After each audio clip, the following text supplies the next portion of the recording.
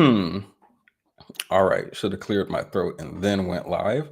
Whatever. Welcome, everyone. We are live. I do apologize for the short delay. I was trying so hard to get my camera to work.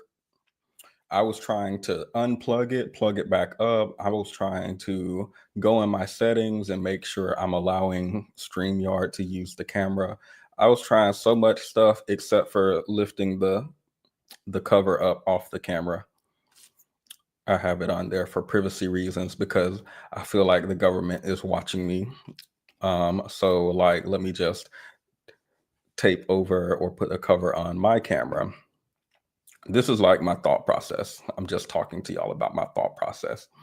Um, and I forgot to take it off. And I spent quite a lot of time actually, like a stupid amount of time trying to figure that out. So I do apologize.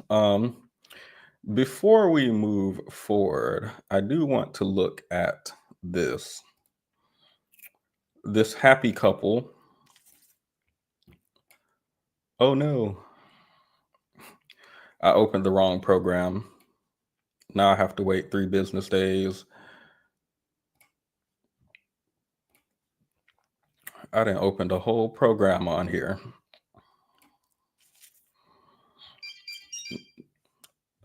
My phone beeping. Hold up. Let me see who this is real quick. Who is texting me at this hour? Oh my God. Y'all, this boy won't stop texting me. Hold up. Actually, let's talk about it. 1 second, y'all. Like, this is actually bothering me. Take me out the group chat. Okay. Sorry, y'all. The Trump team keep texting me these war plans and missile strike zones, and like it's so annoying. They've been texting me all day. I put my phone on silent. It was vibrating in my pocket all day about these war plans. I don't know why they added me to this group chat. I have no idea. But welcome, everybody. Dove, welcome with the countdown. Clocks to moth. Understood. Apologies. I know you see somehow the world can change for me and feel so. Oh, okay. Hello, welcome, Kalidra Dreams. Welcome, Mal, Miss Danny T. Hello, I am well. I'm well. He a fan. He a fan. They must be a fan, actually. They must be a fan. So, the Trump team has been texting me their war plans and missile strike plans all day, and it has been annoying me. I keep taking myself out the group chat. They keep putting me in. No clue why. I don't have any type of security clearance to be over there looking at all of those details, but I don't know. Maybe something's going on with his team. So let's quickly review this article about it. Oh wait, there was I completely forgot. I completely forgot because I got that text, but I actually wanted to show y'all something. Hmm. Hmm. Have y'all ever seen this man? Let me know if you've ever seen this man and this woman before. This happy couple. Let me share my screen. Y'all ever seen this happy couple before? Look at how happy they look. Look at how happy this couple look. If you're not at your screen, turn it on just for 1 second, literally, and then you can go back. Look at how happy they look. Look at how they don't look like they have been forced to take this picture or something like that. Don't they just look so happy, so comfortable? They don't look uncomfortable. They don't look like, oh, this relationship is just a PR stunt so that people forget about my abuse. Like, they don't look that way, right? It doesn't look like they're straining their face to smile. It doesn't look like they're stressed or anything like that. I love to see a happy couple, Coretta and ML King. Yeah, it was probably a bad angle. Maybe that's it. Maybe it's a bad angle. I won't put it back on the screen, by the way. I do apologize for exposing you guys to that. Now, since I was talking about these people adding me to this group chat, something just happened.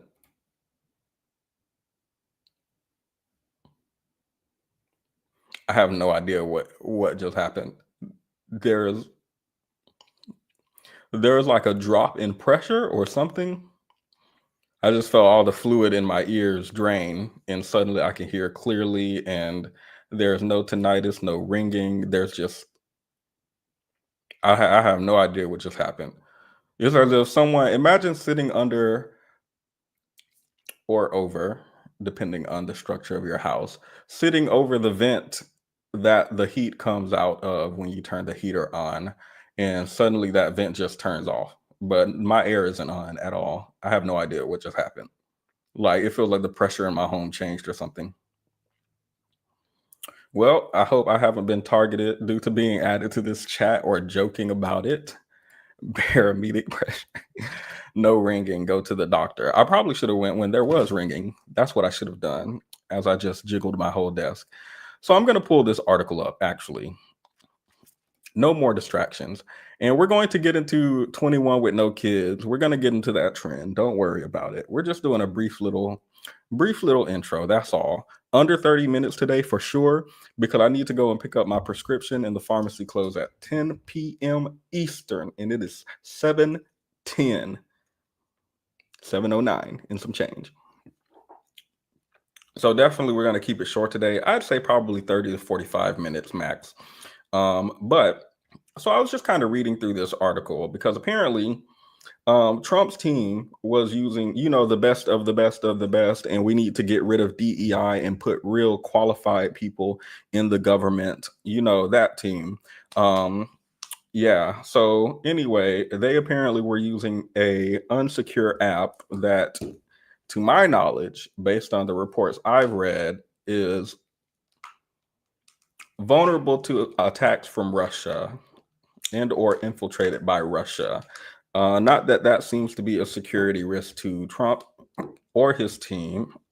So moving past that, they were using this unsafe app, unsecure app, to discuss very sensitive, confidential details about their war plans and their missile strike locations and tactics and all that good stuff. And they mistakenly added a journalist to this. They mistakenly added a journalist, just a random journalist from the Atlantic, I believe. He don't have anything to do with a war. He don't have a security clearance. He don't have nothing like that. They just imagine you know what this is like? I remember texting someone. I was dating at the time, and I texted who I thought was my friend. I can't stand this person. I can't wait to break up.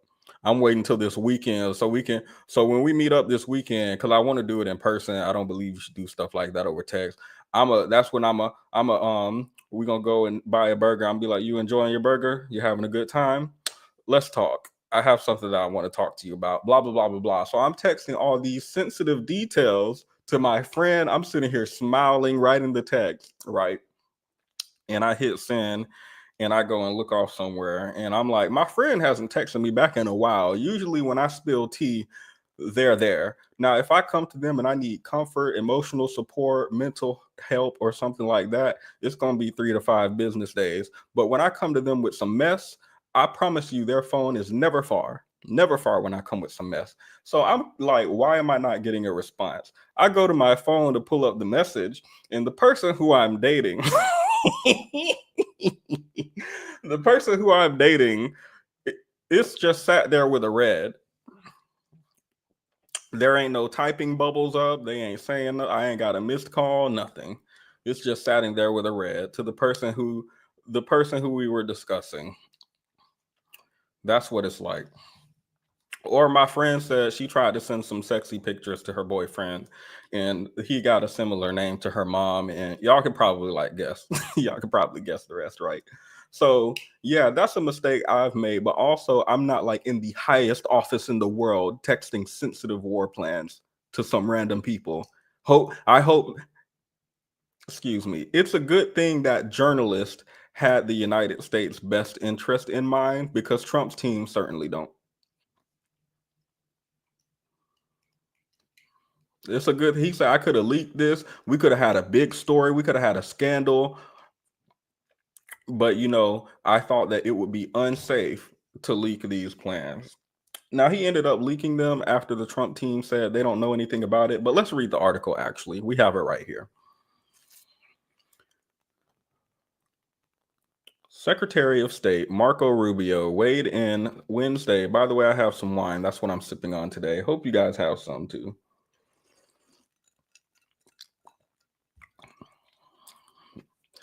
Secretary of State Marco Rubio. Wine strong. Oh my goodness. They must have put a shot in it or something. I don't know what that is. Weighed in Wednesday on the ongoing firestorm surrounding a Signal group chat in which Trump officials inadvertently included a journalist while discussing highly sensitive military plans. The Atlantic's editor-in-chief, Jeffrey Goldberg, reported that national security advisor Mike Waltz accidentally added him to the Signal group in March, as officials spent several days debating whether to launch military strikes against Houthi targets in Yemen. The United States has designated the Houthis as a foreign terrorist organization. The militant group has been launching attacks on Western commercial vessels in the Red Sea for more than a year. The group chat had top national security and cabinet level officials, including Rubio, Waltz, Vice President J.D. Vance, Secretary of Defense Pete. I don't know the man's last name. If they don't pronounce black names right, I ain't about to try and pronounce Hegseth. I don't know what that say at all. Anyway, Director of National Intelligence Tulsi, Director of National Intelligence. When did that happen? Are these people are like grossly unqualified, or am I tripping?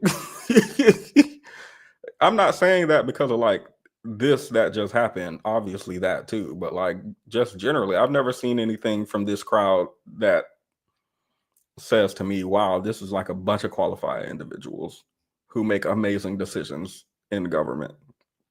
Nope. Tulsi Gabbard, CIA Director John Ratcliffe, and others. Goldberg wrote on Monday that the conversation eventually culminated in Hegseth sharing highly sensitive and classified details about the Pentagon's plan to carry out the strike against the Houthis. The Secretary of State acknowledged that it was a big mistake to accidentally include. Hold up.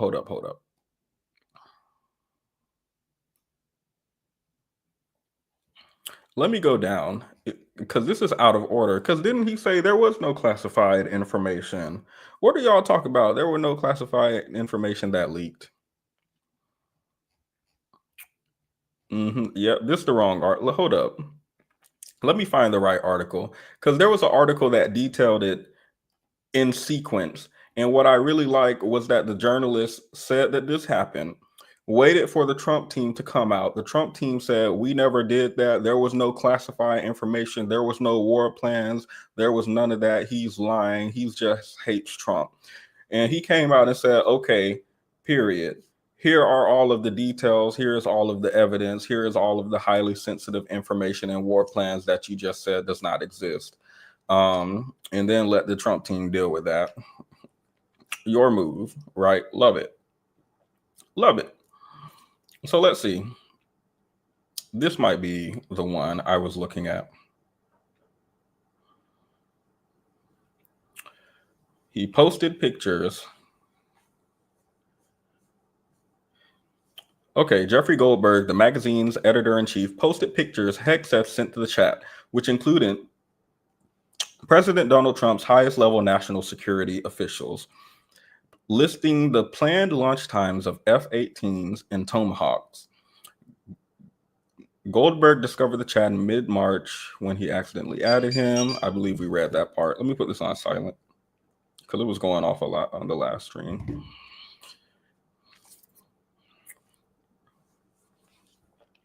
In a Tuesday Fox News interview, Waltz took full responsibility for letting in Goldberg, promising to, quote, get to the bottom of it, unquote. Now, I'm wondering what they're about to investigate. Like, what are you, I'm actually curious. What are you about to investigate? When you say get to the bottom of it. So we have the evidence that he was there.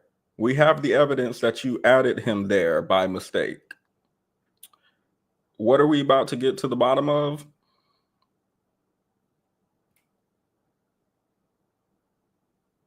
Like, I'm curious. Like, let me know if y'all know in the comments. Are you like, why do I have this contact in my phone? Like, I'm genuinely curious what they're gonna get to the bottom of.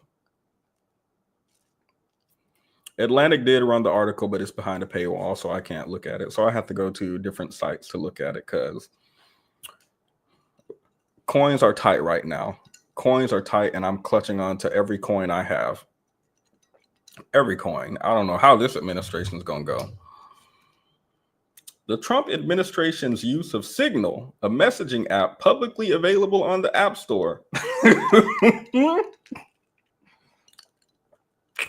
Not publicly available on the App Store. I feel like that's maybe you should, as the military, create, or the government, create like a private app exclusive to government or military. And maybe like it doesn't need to be all military, maybe like the highest operating, like I don't know, but I'm not an expert, right? Trump, they got rid of all the DEI people and they put in the best people. The best. He knows the best people, and let me tell you, these people are good. They've been doing their jobs for a very long time. And you know, Biden, he says Biden's such a bad person. He's such a terrible guy. You know that? And Biden says these people are unqualified. But let me tell you something. I have the best people. I have the best. Y'all can't see it, but I'm doing his hand too. If you're at the screen, I don't know what he does, but he does that. I don't do a good Trump impression. Sorry. Let's continue. Trump's administration of use of Signal, a messaging app publicly available on the App Store, for sharing its war plans ignited mounting concerns over the national security breach. On Capitol Hill, the topic dominated a previously scheduled House Intelligence Committee hearing featuring testimony from CIA Director John Ratcliffe, Tulsi Gabbard, and Kash Patel. Democrats continue to call for Trump to fire Hegseth. Did Democrats do anything else? Nope. They just called for his, yeah. Did they? Sorry, Democrats annoying me, actually. Like, do something. Please. Please. This is what I voted for you to do something. Let me be clear. I think it's good that Democrats in office are outraged. But I could do that. I can take that part. You can do like the legislation and you can do that part, and I'll do the outraged parts. I will take that off of your hands. We will take that off of your hands. And instead, you could do something like make an effective change from your seat in the government. As effective of a change you can make when we're in a Republican led country, right? But anywho, enough about Democrats. So we have some Republicans to talk about. Trump questions whether Signal is defective. Now, Trump questioned the quality of Signal amid criticism over his national security team sharing plans for attacking Houthis, I don't know how to pronounce that actually, Houthis, with a reporter over the app. I don't know how that signal works, Trump said. It could be a defective platform, and we're going to have to find that out. You know, let's pause. Never mind. I was going to say, like, you would want your intelligence and Department of Defense and Homeland Security, and like you would want these people who are in charge of keeping the nation secure, like before they you would want them to make sure it's secure like before using that, or you would expect them to, or I don't know. That's just me. But what do I know? What do I know? The DEI hires have been fired and they have put the best people in charge. My mistake. My apologies. He said it could be defective. It could. The result is nope, don't care. He's talking about how they are winning the war, blah blah blah. Trump says there was no harm done with the leak because the attack was successful. When asked whether or not Defense Secretary Pete Hegseth should resign, Trump said expressed confidence in him. He expressed confidence. He's doing a great job, Trump said. he had nothing to do with it. He shared details about the aircraft and flight time of, that's what the guy who Trump saying did a great job. He shared the details about the flight times and the attack and all that. Let's see. Rubio calls allowing reporter on Signal chat a big mistake and expects reforms. Don't care.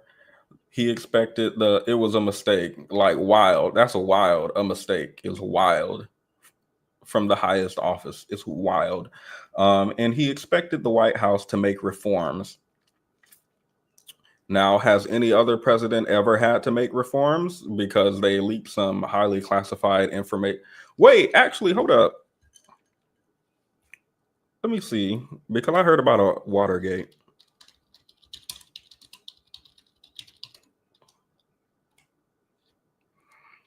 No, I don't think they leaked stuff. Yeah, no, he didn't leak stuff. They leaked Watergate. Watergate was them leaking his stuff. Okay, never mind. But I'm like, has this ever happened in the government? Like, has something like this ever happened? Understandably, texting has been around, like for, I don't know, 5 presidencies? 20 years or something, but this seems like grossly incompetent and unprecedented. Or no? Now let's see what he said. It was a mistake. Shouldn't have happened. The White House is looking at it. None of the information that was on there at any point threatened the operation or the lives of our servicemen. In fact, it was a very successful operation and it's an ongoing operation. The Pentagon said the information wasn't classified and there was no intelligence in the messages. This was sort of a description of what we can inform our counterparts around the world when the time came to do so. The White House is investigating how the journalist became a part of the group. Okay, I keep seeing that they're investigating how he was added to the group, but this man keeps saying I added him to the group. So I'm like really curious actually what they're going to investigate. Like I'm really curious. It feels like we found it. We found the loose end, like we found it. He trying to figure out how to cover his ass. Maybe that's it. They need to give him some time. You know how Trump supporters don't have an opinion until like Fox News comes out and tells them what to think. So maybe they're like trying to get their story together. I don't know. Hegseth said nobody's texting war plans. He continued to push back against characterizations that the information he texted other Trump administration officials in a Signal chat earlier this month was classified war plans. Nobody's texting war plans, he told reporters. There is no wall in Ba Sing Se. As a matter of fact, they even changed the title to attack plans because they know it's not war plans. Got it. These were just confidential attack plans. No worries, guys. These were not confidential war plans, just confidential attack plans. Thank you for easing our worries. Earlier that morning, The Atlantic published an article that included screenshot of Hegseth's messages detailing weapons that would be used to strike Houthi targets in Yemen and what time the strikes were planned. There's no units, no locations, no routes, no flight paths, no sources, no methods, no classified information, he added.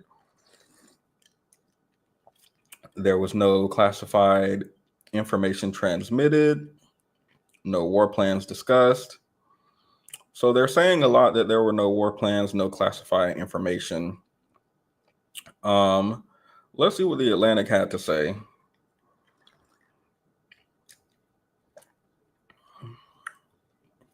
Where's their part?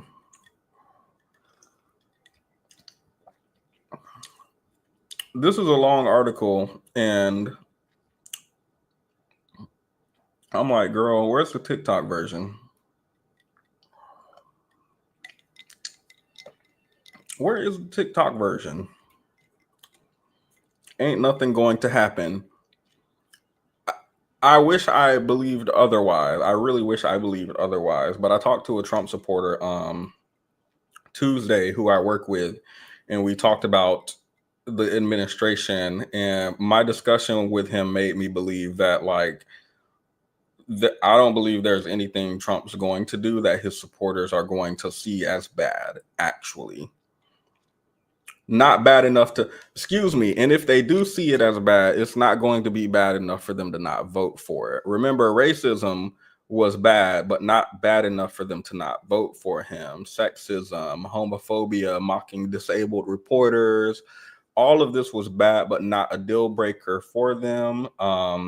Women's rights being stripped, bad, but not a deal breaker for them because, eggs or something, they want the price to go down. I haven't checked the price of eggs lately, but, maybe they got their wish or something. Don't know. Atlantic releases attack plan. Where is the... I'm looking for the actual plans.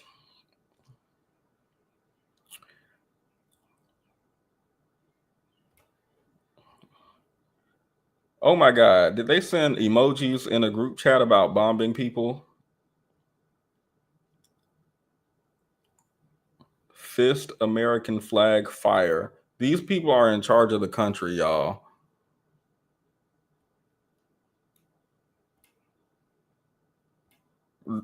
And they're giving the strike in Yemen 5 big booms, and they're in charge of the country, y'all. This shit scare me, actually. If you go on my Google search history, it's not a single hub, it's not a single X anything, it's not a single spank, nothing like that. The only thing you're gonna find in there is New Jersey a target? Is New York a target? Are there military bases that other people might want to target here in my I'm trying to prepare to see if I'm in a bad area and if I need to move in case this thing really pops off. This administration scare me, and the fact that I talk to Trump supporters and they see nothing wrong at all scare me even more.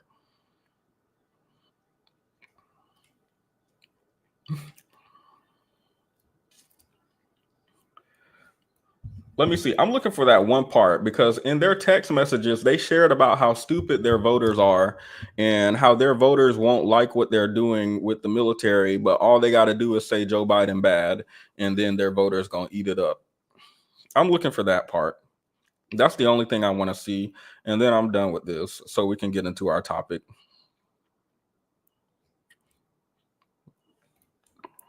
Leaked messages. You know what? I have the TikTok saved, actually. I have the TikTok saved. Why do I have to do this puzzle every time I get on TikTok, y'all? I don't like this. When did this start?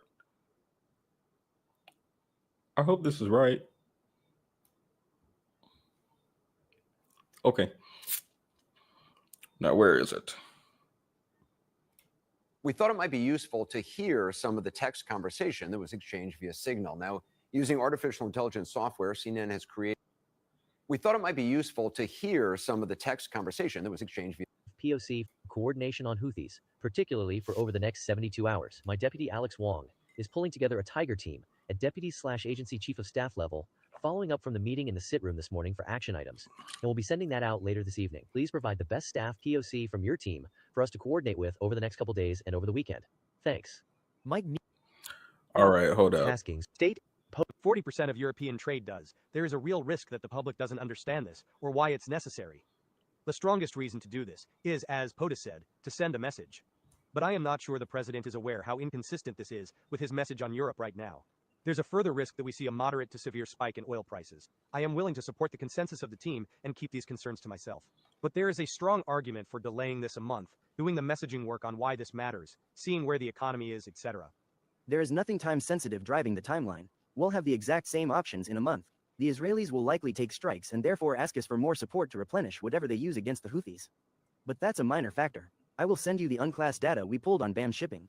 From CIA perspective, we are mobilizing assets to support now, but a delay would not negatively impact us, and additional time would be used to identify better starting points for coverage on Houthi leadership. VP, I understand your concerns and fully support you raising with POTUS. Important considerations, most of which are tough to know how they play out. Economy, Ukraine peace, Gaza, etc. I think messaging is going to be tough no matter what. Nobody knows who the Houthis are, which is why we would need to stay focused on 1. Biden failed, and 2. Iran funded. All right, that's the only part I wanted to hear. JD Vance earlier talking about our voters aren't going to understand. Why does Trump want to invade Greenland? And these are our trade partners, and this is bad. And the voters are not going to understand why he's doing this or support it. And it will look bad for us. And Pete Hexted says, I think messaging is going to be tough no matter what. Nobody knows who the Houthis are, which is why we would need to stay focused on, number 1, Biden failed, and number 2, Iran funded. That's all they need to do for their voters to shut their eyes, ears, nose, mouth, and like be done with it. Somebody in the comments said the way Biden lives rent-free in all of their heads. Didn't Hillary catch hell over an email?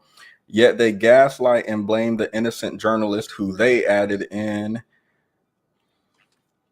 If this leaks and we look indecisive, they're just casually talking about mass murder, the emojis while texting about premeditated murder. Embarrassing, yes, but this is pure insanity. They are texting in an unsecured text and using emojis like teenagers. The United States of embarrassment. Trump team, no, we didn't do that. Atlantic, ho, is this you? I hate helping our closest allies, says the vice president. I think that wraps it up for me. Trump loves the uneducated for a reason, and they love how stupid them voters are. They really do. They said we just got to say Biden bad. I bet we're gonna see something about Hillary Clinton at least once this week on Fox News, and they're gonna forget they were saying lock her up when they found out she was emailing on unsecured chat or something. So let me give my commentary. Someone wanted me to talk about political stuff in the last stream, and they were asking why I don't. I think they were asking why I don't. So let me go ahead and do the standard commentary. Let's see. This is outrageous. Trump and his entire staff are grossly incompetent and should be fired. This is a threat to our democracy, and that scares me and should scare you. Something, Trump voters are dumb and are being hurt by the policies that they voted for, as are we. What else? If a Democrat did this, yeah, that's my favorite. If a Democrat did this, then Trump and his government would be saying, lock her up. Something, hypocrites, something. So those are my thoughts.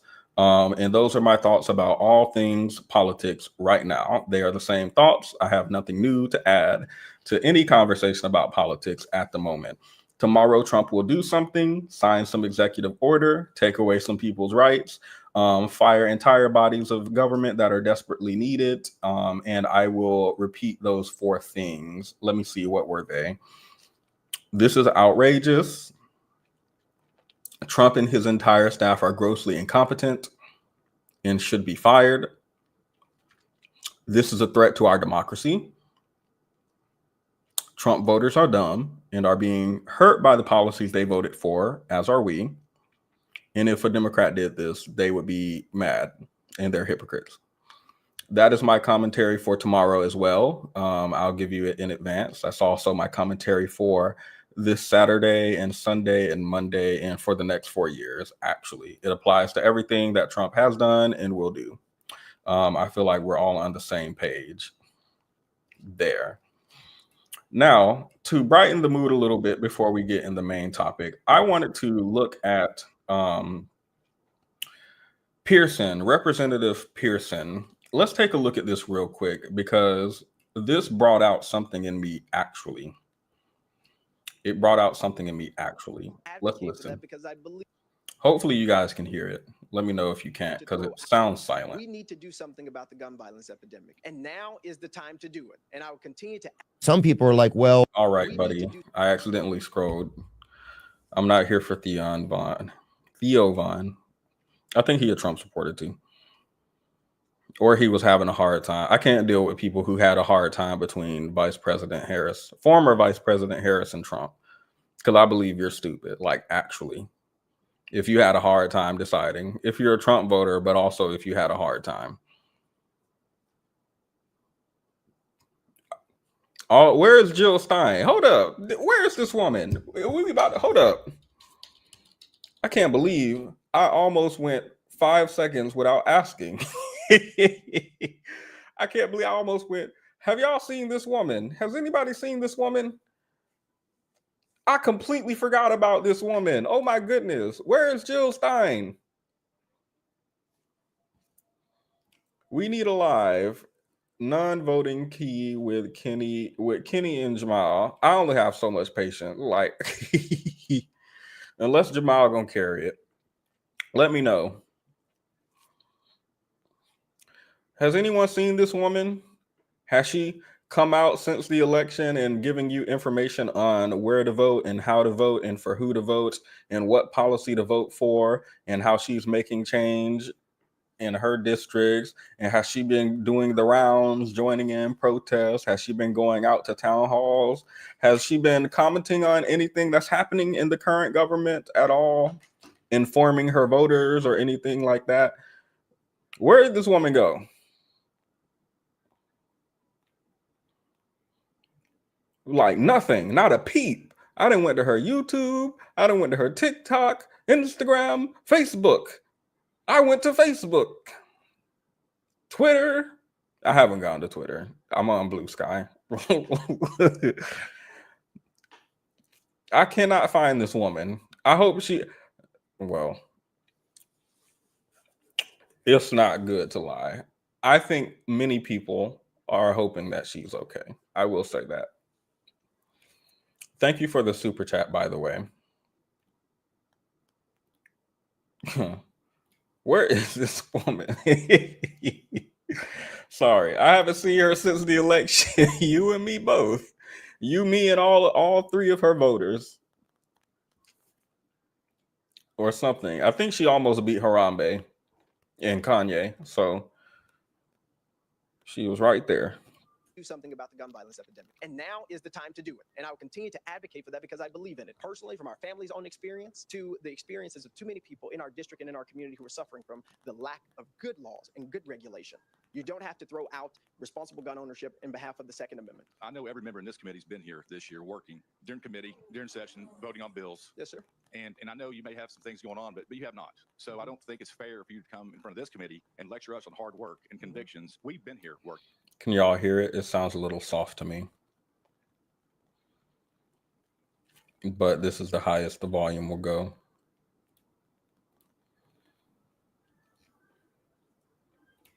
Thank you, Chair Farmer, for your comments. They incense me. They make me very, very angry. Not just because of the lack of regard, but the disrespect and the same denigrating tone that you use on the State House floor when the vote to expel me happened. It's disrespectful.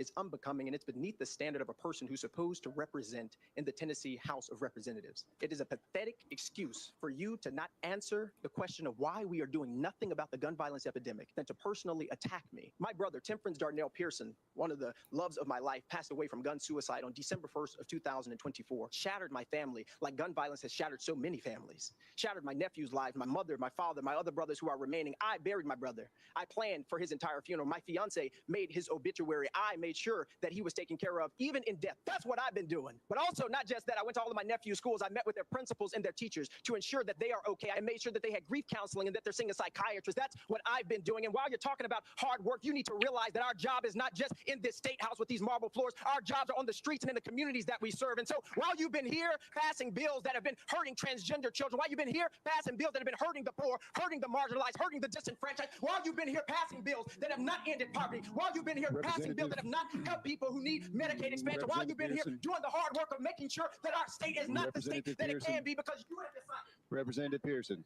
I've been in my community, meeting with seniors, meeting with young people. That's what I've been doing. Hard work doesn't just happen with this legislation. It happens in our communities. Representative Pearson. I've been in my community. And it's taking your grief and your pain and your heartache, and it's standing in front of people who you know may not like you, standing in front of people who you know will disrespect you. You need to pass better laws, better legislation, and fight for a state where everybody is able to live more freely from the pain of gun violence that me and my family are experiencing. That's what you need to think about, Chairman Paul.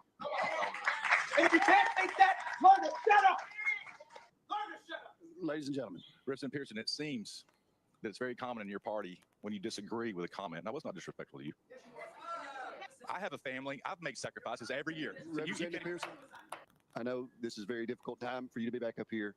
I'm sorry for all the things that you've experienced. You've been a great uncle. You've done the things that you were supposed to do to help your family. If I was in the same situation you were in, I would be doing the same thing. I understand that. Okay. I know tensions are high. Disrespect is high, Chairman. We are now voting to send House Bill 1392 on to full judiciary. Mr. Chairman, you have 2 ayes, 7 nays. The noes prevail. House Bill 1392 fails. Hey, Representative Pearson, no, sir. No, sir. Don't touch him. Do not touch him. Let him go. Do not touch him. Do not touch him. Don't you ever come out to me and my family. Bye, Farmer. He's stuck. Don't you ever Bye, Farmer. Bye, Farmer. Thank you, John. We love you. I love you back. The oppression is up, brother. Let freedom ring. Let freedom ring. All jokes aside, this is what I need from Democrats right now. This popped up in my TikTok feed, and I felt something for a Democrat that I haven't felt in a long time. And what I felt was passion and inspiration, and the word actually I think I'm looking for is motivation and confidence in my vote. I didn't vote for him because I'm not in his state. I think he's in Tennessee.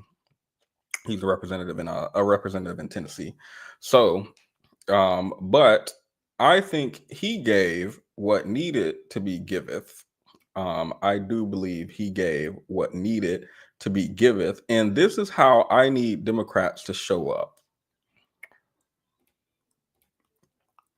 Yeah, like this is how I need Democrats to show up. And I don't know why they aren't showing up like this.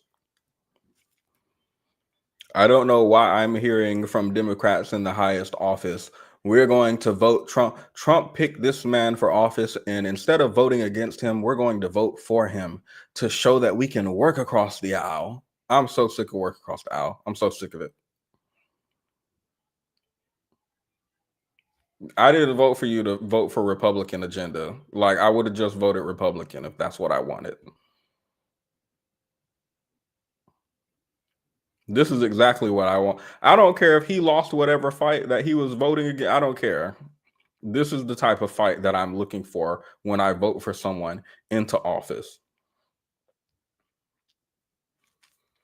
Hey, what's going on in the comments? Why are people moist in the comments? And what's moist and why?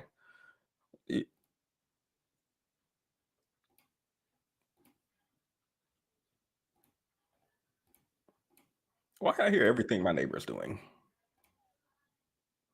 Let's see what the comments are. They do not see black people as human. They do not see black people as human. They do not see black people as human. They do not see black people as human. So our pain and grief does not matter. They tried to cut his mic. Mr. Pearson wasn't having it. This man is the type of politician Americans need. Lack of empathy is what's destroying this country. Nope. Now this is representing your people. I'm voting for you to be a representative for me. Why are there Democrats voting for Republican agenda and Republican picks?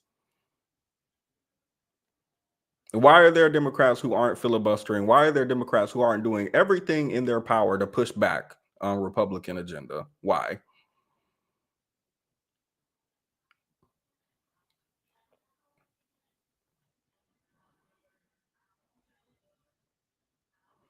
So I'm gonna need a little more vigor. Seeing this re-upset. Seeing this made me upset all over again.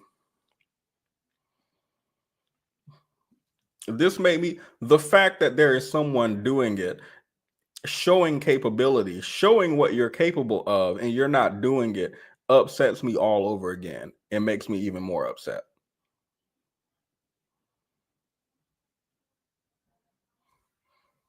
So, hey, welcome to the chat. Happy Thursday. Be sure to leave a like on your way in. I love me some likes. I do. I'm gonna have my begging cup back in a week. Give me about a week. I will beg. Shamelessly. I love it when you guys leave likes. It makes me so happy. I hate it when I go and look at the stream and I'm the only person who liked it. I hate that so much. It makes me cry. Now here's one from him 2 years ago. It's shorter, but he was giving what needed to be given, so I'll let him give some more. Wrong. You're in the well today because you broke rules of decorum. Wouldn't you agree? Representative Pearson. I believe I'm in the well today because you have put forward a resolution that says that it's more important to expel voices of dissent than do the work of justice, which is fighting to end gun violence in the state of Tennessee. I believe that I'm in the well today because I, with the courage of ancestors and family and loved ones and communities, stood up and spoke up for folks like my classmate Larry Thorne, who can speak no more because of the proliferation of guns in Tennessee. I believe that I'm in the well today because you have decided that it is not right to have debate. It is not right to listen to the voices of the minority. I believe I'm in the well today because on the day that we wanted to honor the thousands of people who protested, we were denied that opportunity. I believe that I'm here because you feel in your heart that it is right to persecute someone who has committed no crime, who has only broken what you call the House decorum rule, which according to Section 19 of the House Permanent Rules of Order say that at worst the thing that should happen is censure. But instead, you have brought forward a terrible resolution to deprive and disenfranchise thousands of people in Shelby County of a representative who will and can speak and advocate for them. And I believe, Representative Farmer, that is wrong. How many women? Oh my God. I can't believe it scrolled to the next one automatically, and just hearing the first line, I don't even know what that man's going to say, but it annoyed me. I don't think I want to ruin what he just said, so I'm not about to scroll back to that video. How many women? I don't care. Anyway, Justin Pearson is probably the first politician I have heard actually answer a question directly. Oh, he's not the first. I don't think people remember how different things were before, like Trump was in office the first time. Things were like different, or like a lot different. I remember, and this shouldn't be a high bar. I remember watching Obama, and who was he fighting for his first and second term? There was John McCain, and there was, who was the first guy? Somebody, I don't know. But I remember watching both of their, like they did like a town hall or something where they would go and answer questions about how are you going to run a presidency? How are you, Mitt Romney, that's who it is. How are you going to run the presidency? What are you going to do if you lose the presidency, but you stay like governor? How are you going to push back against blah, blah, blah, blah, blah. And one thing I remember is that they answered questions. Again, this should not be a high bar, but they answered questions and they answered them directly. Obama was a great speaker, very charismatic.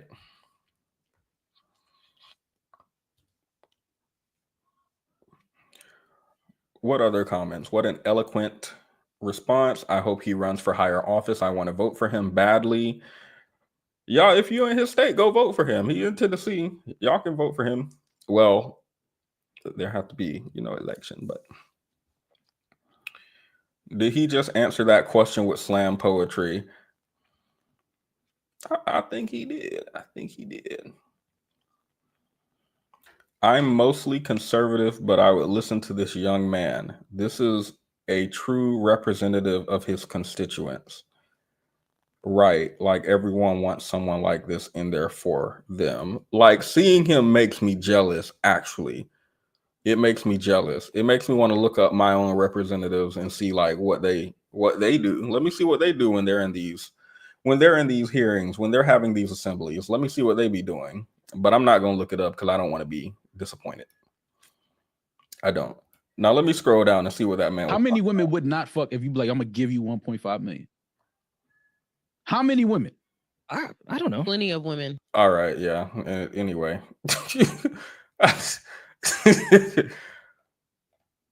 Yeah, we should. Yeah. Okay, now let's spice things up with a little bit of niggatry. Then I'll play my intro and we can get into the topic. The topic, yes. How could I forget? 50 minutes in. The topic. Of course, of course. 21 with no kid. Yeah. Or whatever he said. Yeah. Okay, here we go. Understand the cost that is involved. There's 1,000 of you. I said close them doors. Ushers, close the doors. One of y'all sent me this into Discord, by the way. Let me see. So I know who to blame. So we know who to blame for this. So Golden, are you in the chat? So we know who to blame for this. If y'all are upset, y'all can direct your questions, critiques, comments to So Golden. Close the doors. Close the doors. We all gonna leave together. Y'all ain't going no place but to the restaurant. There's 1,000 of you tonight, and those that are watching, it's 1,000 that's watching online. This is a small seed. If I get 1,000 online to give this, if I get 1,000 in the sanctuary to give this, that's $40,000 tonight. I'm challenging each of you all down here to give a $20 seed. I just think $20 is a lot of money. $20, believe it or not, when my late wife, Melinda P. Sapp, was alive, was a good date. I could take her to the movies, buy a box of popcorn, get 1 soda, 2 straws. I wasn't cheap. Applebee's raised up to 2 for $25, and that's when I knew our economy was not doing well. Or not as well as it used to be. That's when I knew. That swag. I was looking in her eyes. She's looking in mine. Can't do that no more. Now, everyone up here, we've all sold and seeded, but I need everyone standing up here with us, with me, to plant a seed of $100. Because again, it costs to sit up here. I got you. Y'all remember when Jesus came down and said the only way that you'll be saved is not if you repent or something like that, but you have to give me $100. And back in Jesus's time, $100 was like you could buy all of Europe. Y'all remember that? Did you guys read that in the Bible? Y'all remember reading where Jesus said you need to give him $100 because it cost. It cost to sit up here. Up here with us, it cost. Y'all remember that? I don't. Mind you, I do think you should donate. Like, I do think optionally, I don't think you should be locked into a church, mosque, or wherever you go to pray and worship. But I do think you should donate if you feel you're receiving something from the service. I feel like you would be not compelled, but you would feel a moral inclination to donate. I feel like you would never have to hold someone hostage if you were giving them what need to be gave at the church. I feel like they would have a natural inclination to donate. Like there's a church I went to when I was much younger who I still have in mind when I get rich one day, one of these days, one of these days, hopefully soon, maybe. But when I get rich, I still have a plan to donate 10% of whatever my wealth to that church. I'm assuming that all the wealth will come to me in one big lump sum, right? But yeah, I don't know about forcibly taking people's money through what this comment say, false imprisonment, attempted kidnappings. 100 shillings. All right, buddy. What is this name? Dr. Umar Crash Out Seed.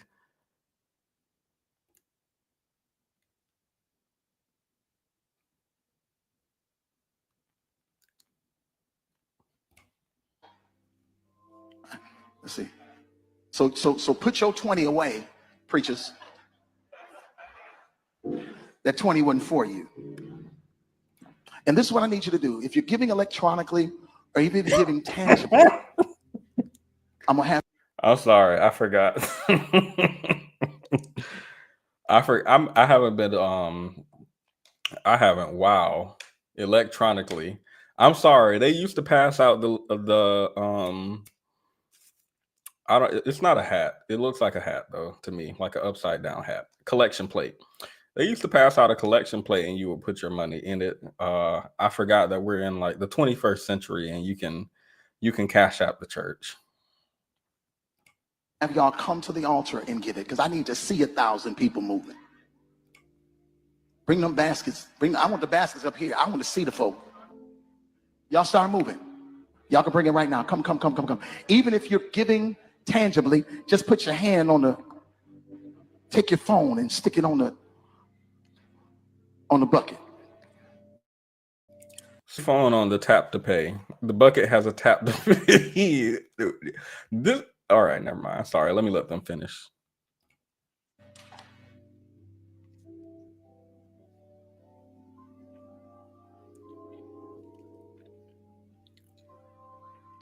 Shh.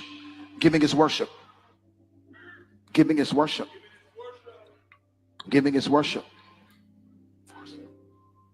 Giving is worship. This ain't the time to talk. Never would have gave it. Listen, let me hold up.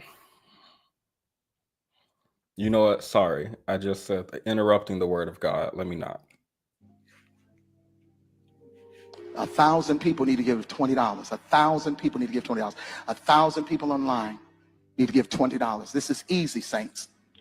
This is an easy miracle.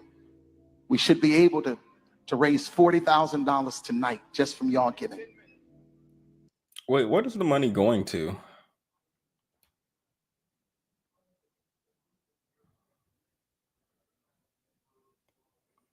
Maybe I can find some more info online.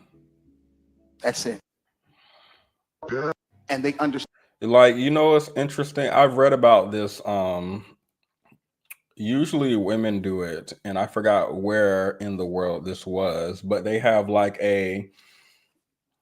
all of the women would pitch in like $5 a week, and then at the end of the month, one of the women who were pitching in would get that. So the cost to you is like minimal, but you can really, really bless someone's life who might need it.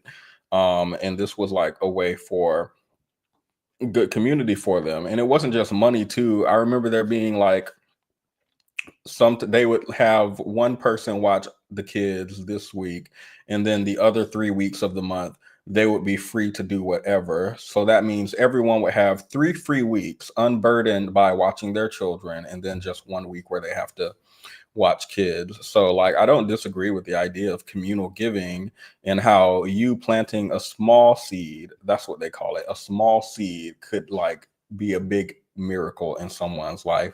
But I need to know what they're buying, and I need you to not lock us in the church to give it to you. Payless. Klarna. Y'all heard about Klarna doing DoorDash now? And everybody outraged. And meanwhile, I'm over here still paying off my Klarna Instacart from 4 weeks ago. I got one more payment of $2.50 for that soda and burrito I bought.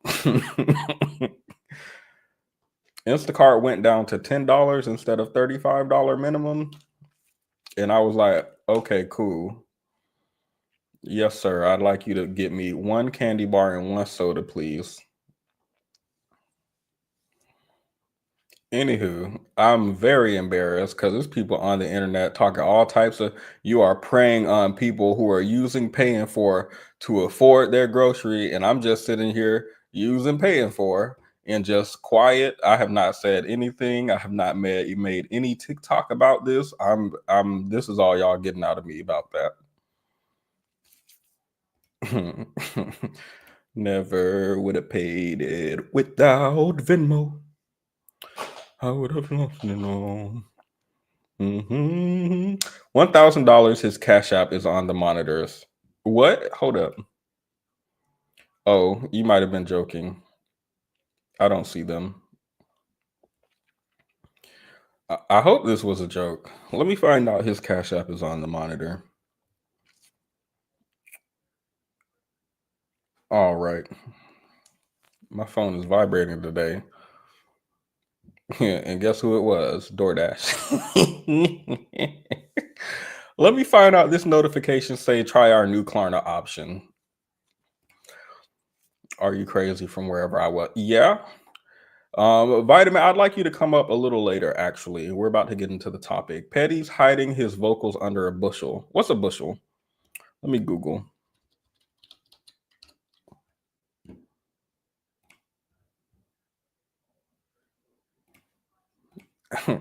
I'm hiding it under a case of beer? A bushel pack.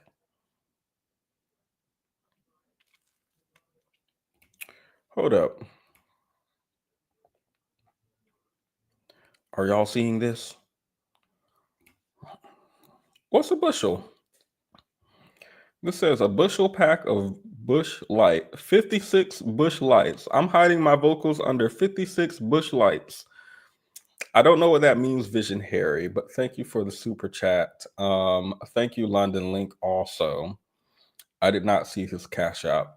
And thank you for your tithe and offering, Invincible Summer. I want to say now you are all invited to give tithe and offering, but you don't actually have to. And you are free to use your phone. Like, you can click off the video. I'm not going to lock up your phone and you can't leave my live stream until you donate or anything like that. These are all optional, and I just want to let you guys know. Bushel. Okay, well, it's under a bushel. Oh, is this a bushel? Okay, I never knew what this was called, but I've seen it. I saw it in Johnny Appleseed. Okay, so that's a bushel. That's a bushel. Yes, I'm calling you to the altar. So I'm going to play my intro, and then we can actually get into the topic.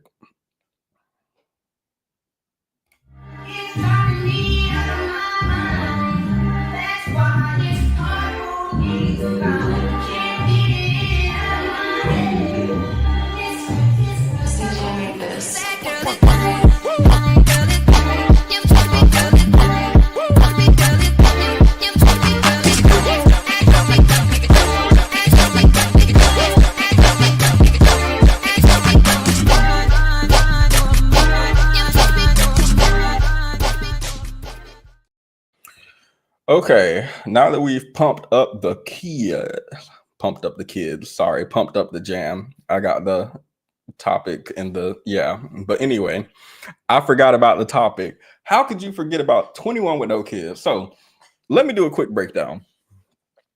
The 21 with no kids trend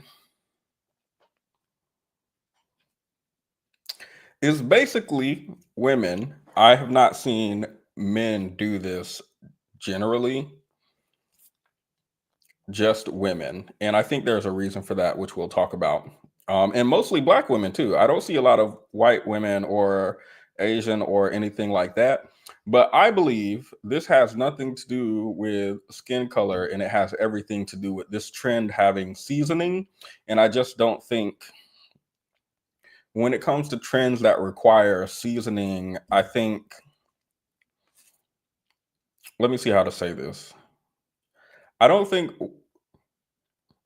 white women, when it comes to like seasoning, not just in the kitchen, but like if you see TikTok trends, okay, let me reframe.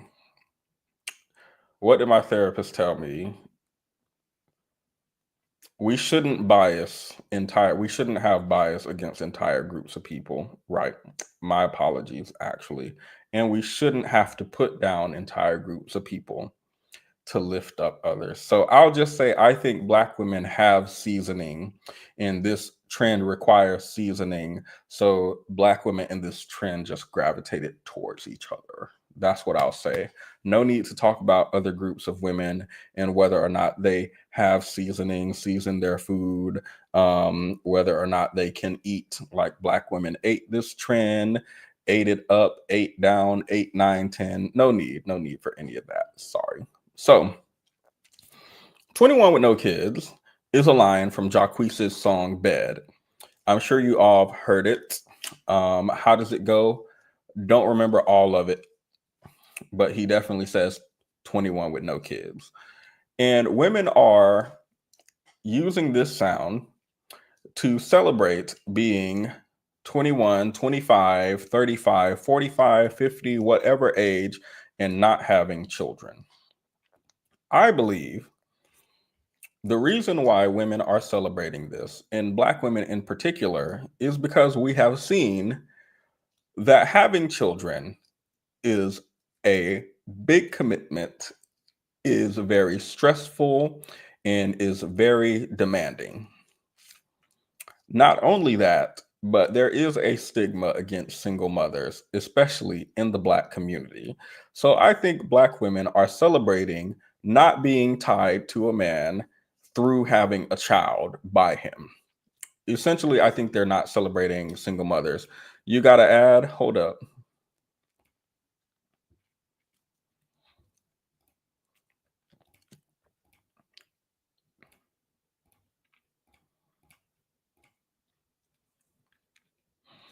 Okay, you guys should be able to refresh or leave the stream and come back, and there shouldn't be ads anymore.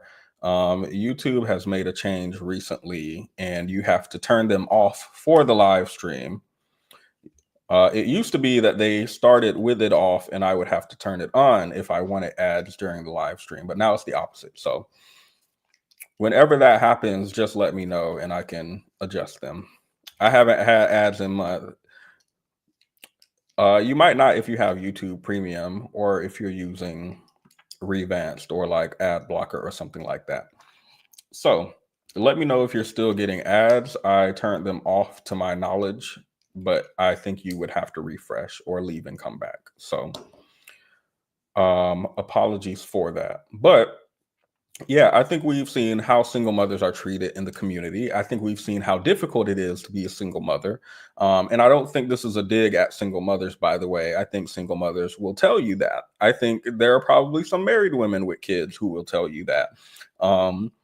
Or anyone with kids, gender in their status of being single, married, in a relationship or whatever, I think will tell you that having kids is difficult if they have kids. Report what? What happened? Is who arrested? I watched a man say 16, a woman's prime years age, 21 is an upgrade. Oh, that's not...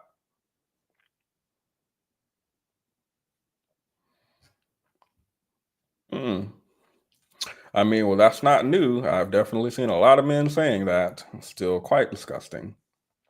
Now, to give you an example of the 21 with no kids trend, I'm going to play one or two of them so you have a general idea, and then I'll get into the critiques of the 21 with no kids trend. Let's watch.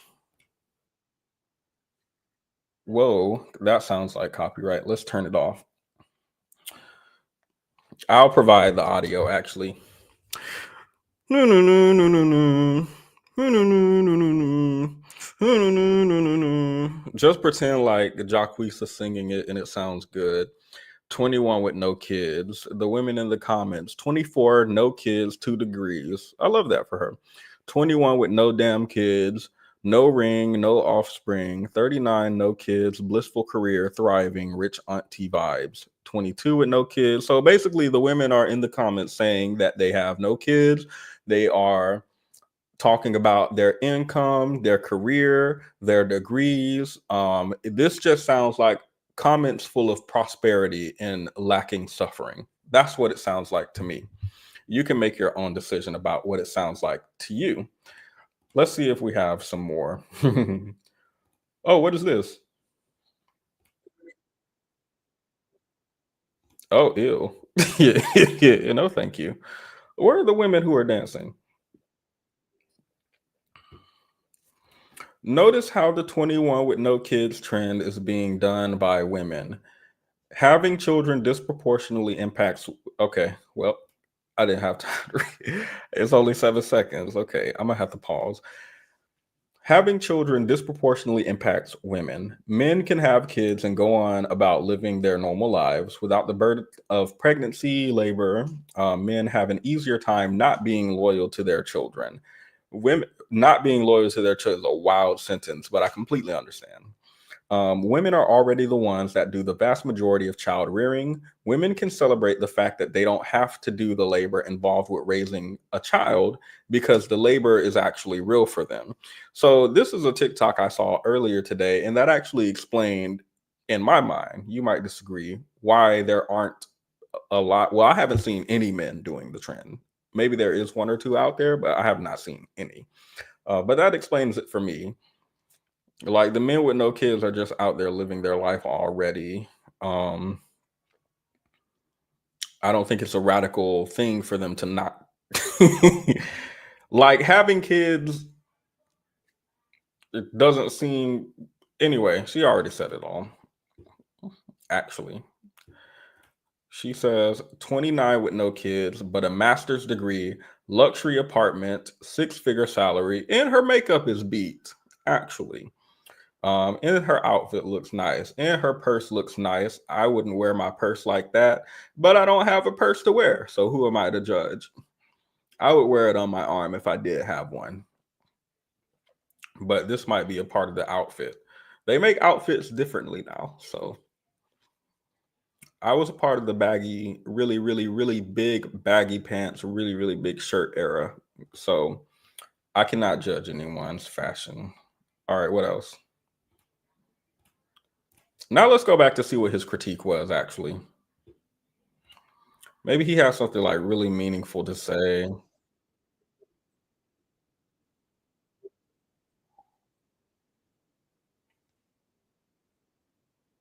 You already feel bad. That's why you came out and said something. Anyway, we're not here to listen to her critique. We're here to listen to mine. So there have been a lot of critiques of this trend. I actually didn't know that. I had only seen the video that I'm going to show you now, but I looked it up on YouTube and I saw that Yanni made a live about it a couple of days ago. So I was like, oh, okay. So this is like more than just this lady. There's like actually a barrage of people. No audio. Oh, the 21 with no kids, they're playing Jacquees' Bed, but it's copyright. So I'm just muted it. But I will sing it for the next one. So I do apologize for not singing it. But unless you're saying you can't hear me, put a 1 if y'all can hear me. You don't have to put anything if you don't hear me, because if you don't hear me, then there won't be ones in the chat, actually. So, yeah. But I didn't know that there was like a widespread pushback against this of people who are saying all types of things like, well, you don't have any kids because nobody wants to sleep with you. You don't have any kids because you went and got a abortion. You don't want any kids. You don't have any kids because like something's wrong with you, essentially. This is not a flex, basically. Kind of what that man just said. So let's watch. Well, we don't have to watch. I'll read it because it is copyright music. So Women 25 plus posting to this like it's a flex. Girl, just say that your kitty cat whack. I think she's saying coochie when she used the cat emoji. So, unfortunately, it looks like she has turned the comments off on this video. So I can't get into what I saw earlier, but that's what she's saying. She said the women doing the 21 with no kids trend, y'all coochie is just whack and nobody want to sleep with you, and that's why you don't have any kids. So it's not actually a flex. Now, she got some backlash from that we can't actually see because she turned her comments off. So now I can't give you the comments that you deserved. But what we can do is watch her response to the clapback. What we can do is watch her response and we can talk about it. Let me put it on 1.25, fast but slow.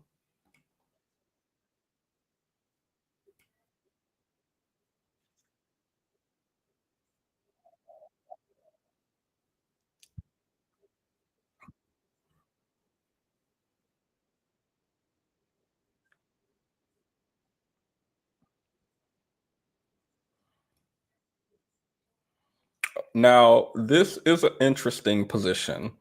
I'm going to let her say each point before addressing them, by the way. And once she finishes one and goes to the next point, I'll let her finish that because it's muted. No sound.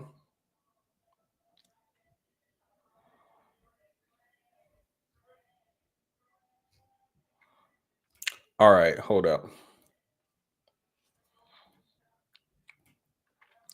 All right, let me know if you can hear it now. First of all, I am not one to address any type of hate comments or any type of comments because I really don't give a fuck. But today I got time, so I'm gonna let y'all know something real quick. Okay, let me start off by saying that I was simply trolling. I was flipping the challenge. I was trolling. I was being funny. It was not to be serious. I literally said that I was joking. How am I to know who's who to how's what? I don't. It was just a joke. It was a joke. Like, no, calm down. But the ring comments are crazy. If y'all think that I'm delusional and I'm fucking. Okay, so her first point, again, my bad. I missed it the second time because I was looking at the comments to see if y'all could hear it. But I think the I was just joking is an interesting position for people to have after. Like it. Let me go back to the original. Maybe she put it in the I'm just playing, y'all, not too much. So she did say she was just playing in the caption of the original, but she was still receiving a lot of backlash on it because people felt like this wasn't funny, even if you were playing. And what I was going to say when it comes to the I was just playing approach, number one is that people tend to say it after, not before or during the joke. But she did say it during the joke. She did put the caption there. But number two, I feel like we joke about things that we find funny. Maybe y'all joke about things that y'all actually like find really, really not funny. Like dark humor is a thing. I don't know. So, but those are my thoughts on people who are just joking. I think we should investigate why we find certain things funny. And we should think about that before we post them. That's what I think. But also, if you've seen my TikToks or YouTube shorts, I have no room. I have absolutely no room to judge people when they post what they find funny. Like, no room. Is this what? Yes, this is what I wanted you to come up for, actually. Because, yeah, before we get into it, actually, because we're about to critique single mothers, we're about to critique mothers generally, also, not just single mothers, but obviously those are the people who are the subject of this discussion. Like, I don't think people are looking at when they're celebrating being 21 with no kids or however old with no kids. I don't think they're looking at married women who have an involved father who's helping them and taking the weight of that off of their shoulders. I think they're looking at single moms. Hello, Level Up Single Mom. Welcome. No words, thoughts, questions? I was trying to get back to the right tab. Hi. I'm opening it up for people to explain it. Not you listening. The theme is while I am streaming You have No, here's what because you get. Here's what no, you I get. do multiple things all the Mhm. time, and it really won't stop because I done closed the thing and everything, and it's still going. You do multiple Totally. things.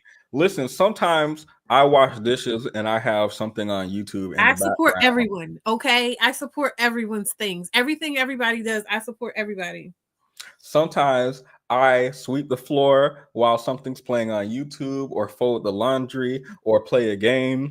And I the was question I wondering have for why you you, was being quiet. I'm like, why is he just sitting? And I'm like, the oh, it's still question, the playing. question I have for you, because when I'm doing these things, the YouTube video is on in the background. It's like background noise, like when you have Family Guy on the TV or something you ain't watching, but you just need something in the air while you work.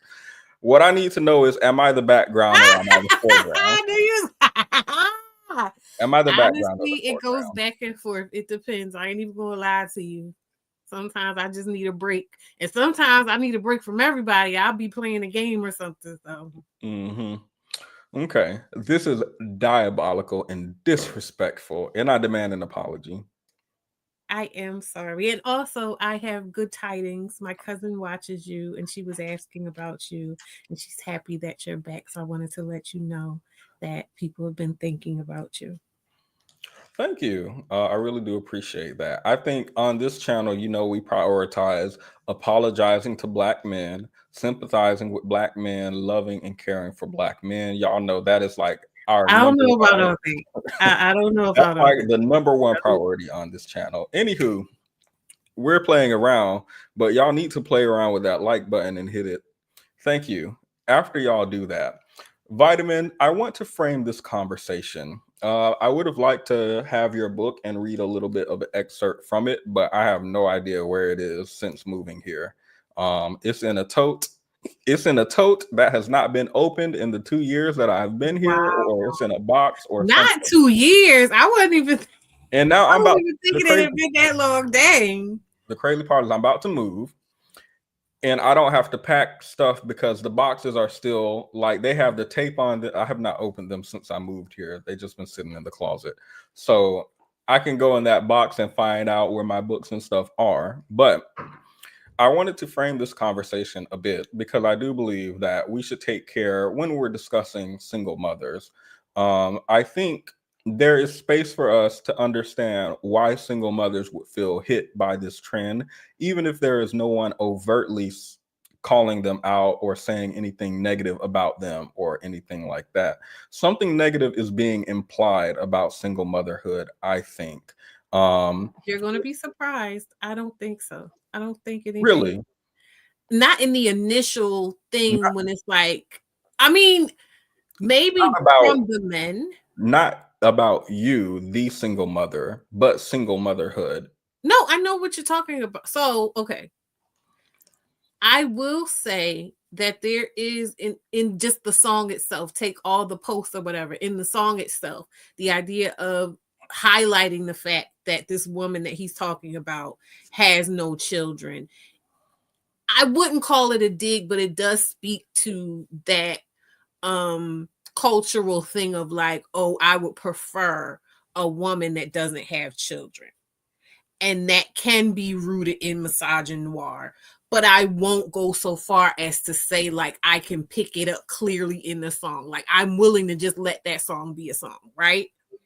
When it comes to the women using the song for the thing, again, me personally, I wasn't reading into it that it was a slight to single mothers, because I, as a single mother, as someone who has been through all of the whatever to do with being a single mother, both the teen mother and everything else, I applaud women who navigate their lives and come out unscathed in that way. I celebrate women like that. And that's without saying like, oh, I'm so downtrodden. And I'm like, no, I'm glad that you were able to get away unscathed, right? So when I saw, because I saw people reacting to the responses to the initial viral thing. So I saw people saying like, why are mothers coming at us childless women this way? And I was like, huh? And I was like, oh yeah, I don't think that's right or necessary. I was going to say, and earlier when I say, so I don't necessarily mean attacking single motherhood, but when we're celebrating being however old with no children, there's something on the opposite end of that celebration. And I think we are calling single motherhood suffering. Maybe there are exceptions to that rule. Obviously, maybe there's like millionaires who want to do insemination or something like that and just be a single parent. I hear about people like that. But when we look at it generally, I think they're describing it as suffering. And even though that's not a direct attack, I think women who have children, especially single mothers or unmarried women, like the woman in this video has a man in her life, but they're not married. So when you say single mothers, you're including like married single mothers? I haven't seen a lot of them responding to this trend, but yeah, I would include them too. My impression was that I got to just women with children, period, married and otherwise, were coming at child-free women. So I'm just trying to get clear on, like, are we talking specifically just about single mothers? Or are we talking about women with children? The people I've seen responding to this would be single mothers. Even women in relationships are not married, not the ones I've seen responding to this trend.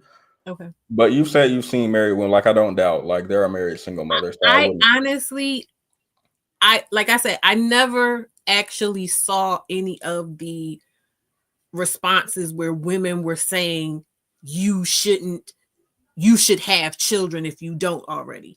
I hadn't seen any of those. I saw the childless women responding to what they said they saw of mothers saying, you know, wagging their fingers at them about not having children. Okay. So agree. But I think I'm trying to say I think they're responding to a hurt that they feel, because even though I don't believe there's a direct attack on single motherhood or single mothers, we are looking at it as suffering. And I think they feel included in that. Maybe it's a self-esteem issue. Maybe it's which is why I wanted to have your book or have you up here, because I know that you write about and talk about on your channel, single mothers are like attacked from all sides, right? And I think this can do a number to your self-esteem. And I think, and this is like my theory based on, I have friends who have children and some of them don't have the man in their life.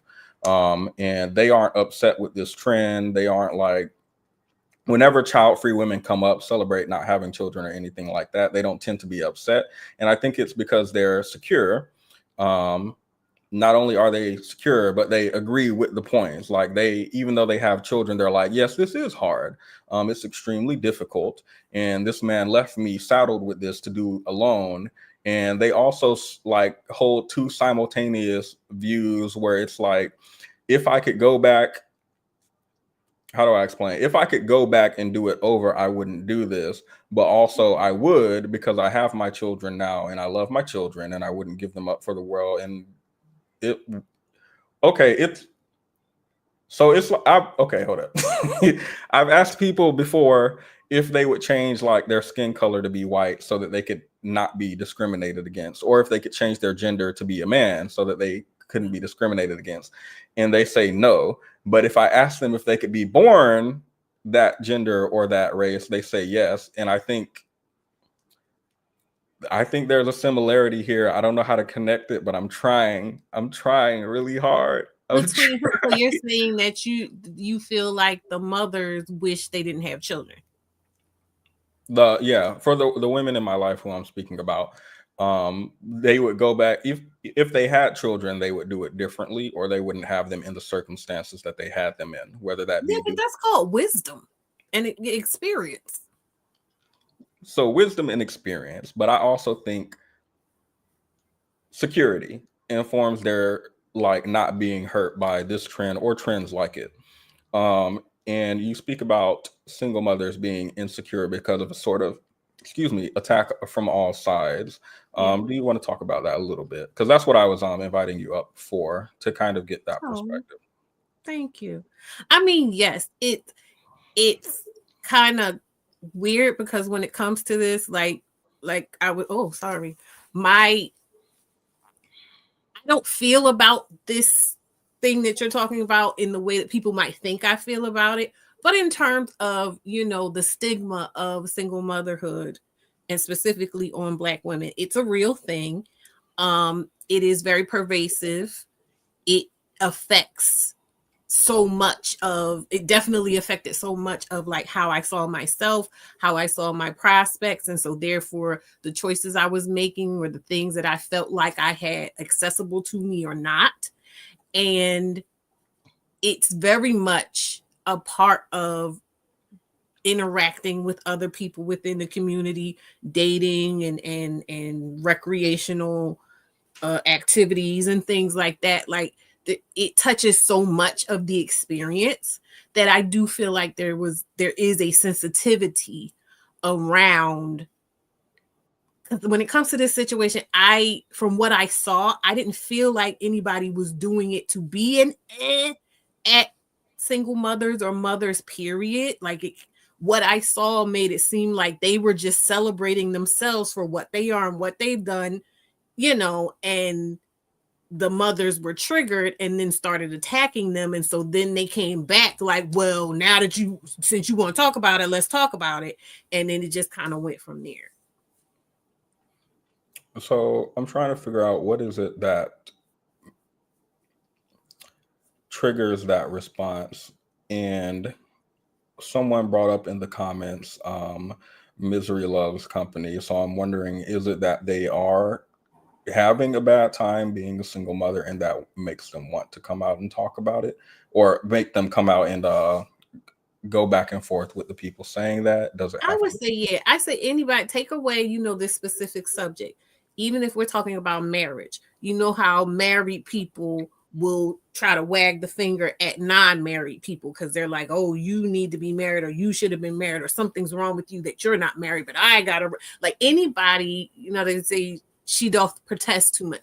Anybody that goes out of their way to project something on someone who was not thinking about you, who was not talking to or about you or whatever, there's something there. So like I said, but to what you were trying to explain, I'm not trying to say that stigma is not real. That stigma is a real thing. And that stigma is something that single mothers, and specifically Black single mothers, have every right to try to rail against and rally against. And that is what Level Up Single Mom is. It's the antithesis to that stigma. So it's not that I'm saying it doesn't exist, but I just feel like social media is so what's that called? Incendiary.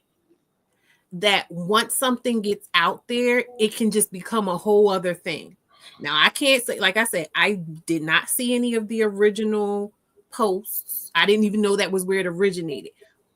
Maybe like last month, I just started seeing responses to the responses. So I will say she was particularly nasty with her responses, but this was also the woman who had said that girl was suckling the teat of her oppressor. I don't know if you remember that. I remember. I don't remember the details, but I remember that line. You remember that line. So the lady that said that line to that lady, I saw her, because she does not have any children, and I saw her giving a particularly spicy, nasty response. But as I listened to her, she was saying she was responding to mothers being nasty towards her about highlighting her child-free life. And she wasn't even highlighting it like, oh, I'm child-free, ha, ha, ha. Because I've seen her, I think I follow her. I've seen her stuff. She was just posting herself cooking meals for herself and luxuriating in her life that she can because she doesn't have any children. And people were like coming at her. And so she responded, you know, in kind or whatever, particularly nasty. I didn't quite like that. But based off of what she was saying, I understood it. So it's just like, I recognize why that would be a trigger, but even the thing you just showed with the girl, like, oh, that's incendiary. That's antagonistic. You know what I mean? Like to go that far and say, oh, you just don't have any kids because your cat is not good. Who are you talking to and why? Why can't you just say, oh, you know what? Well, maybe you don't have kids, but I love my kids and I'm glad I have like you can make it about yourself and your experience without trying to throw salt in a wound, because you're going to, again, social media is incendiary, so you're going to attract stuff. So now to sit back and just be like, oh, I had to turn my comments off because I was a joke. You can't do that on social media. You just can't. Yeah, I have noticed the trend itself. I would agree with you. Thank you, by the way, for adding your perspective.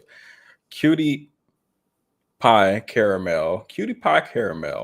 No one was stumping down on single moms. They were self-focused. They're reacting to the negatives within society regarding single moms and projecting it onto those child-free ladies.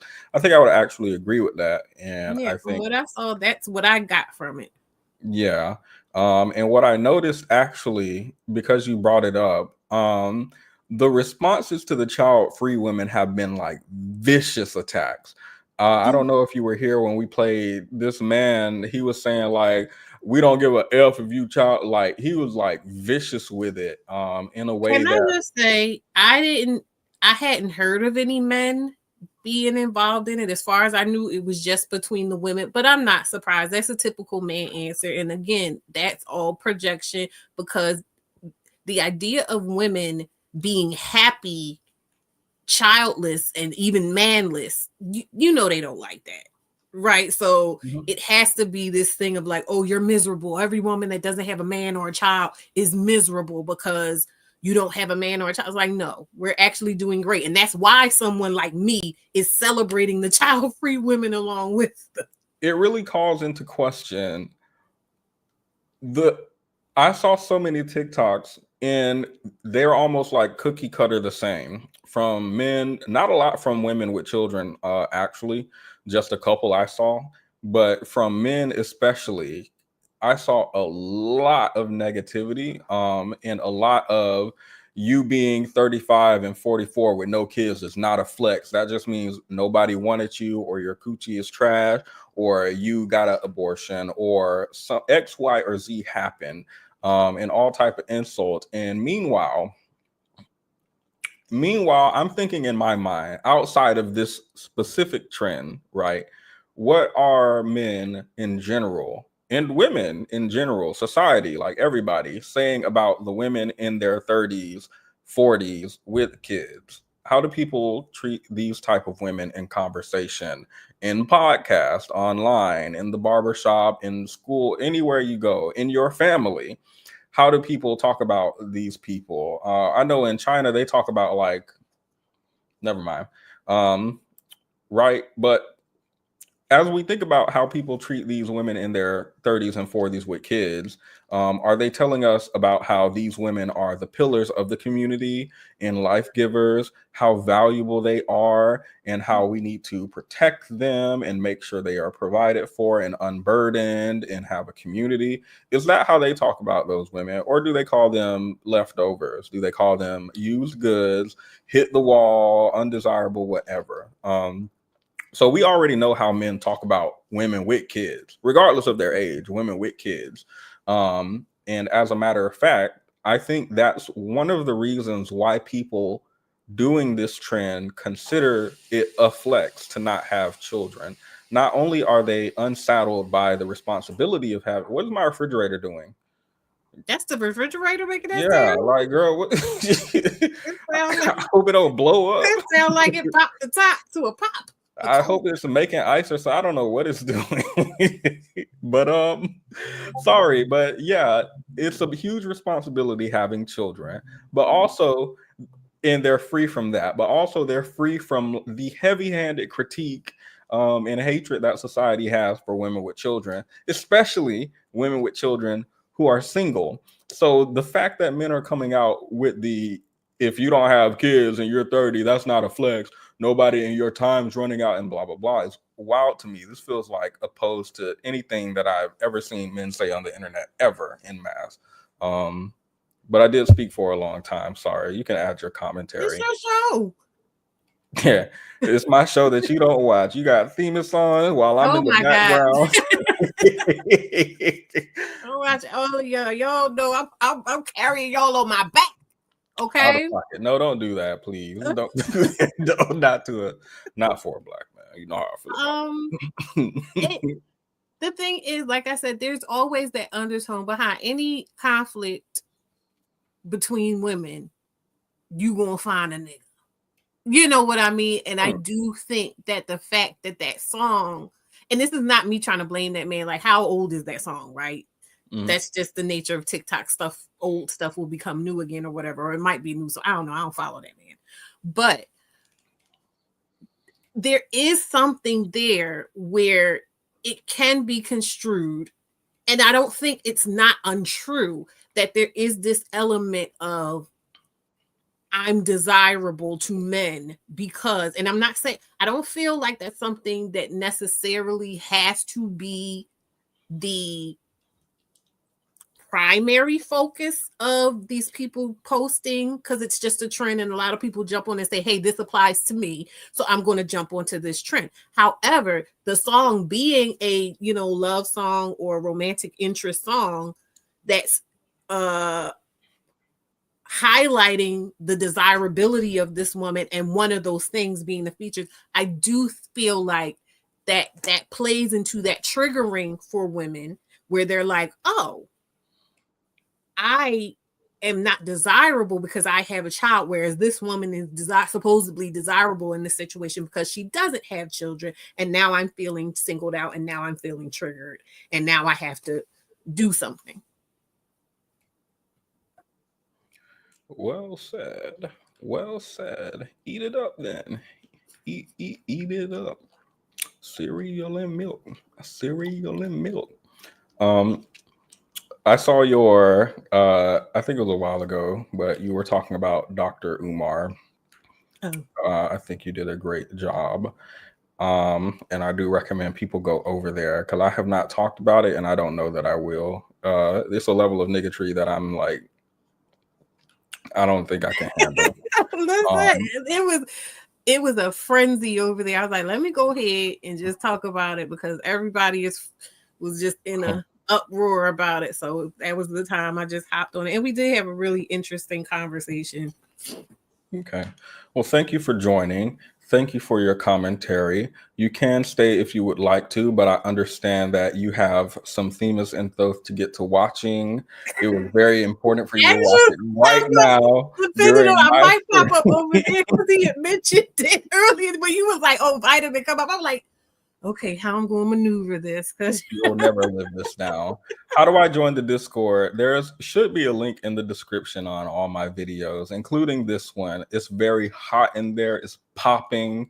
We send about 59 messages a minute in there.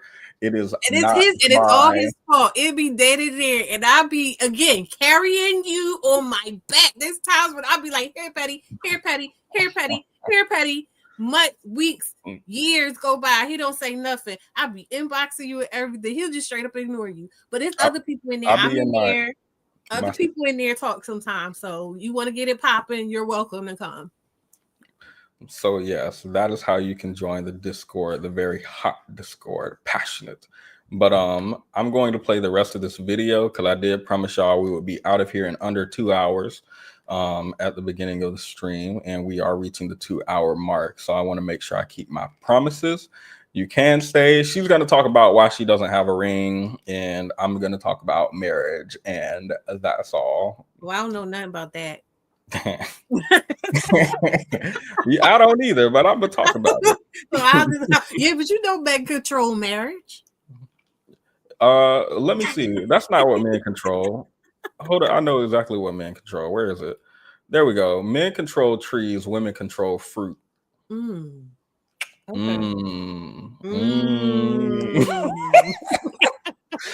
I don't remember where this, and this is the crazy part. This is an inside joke on this channel that I made with the chat, and I don't remember what the inside joke was. I just know it's mocking men who say women control sex.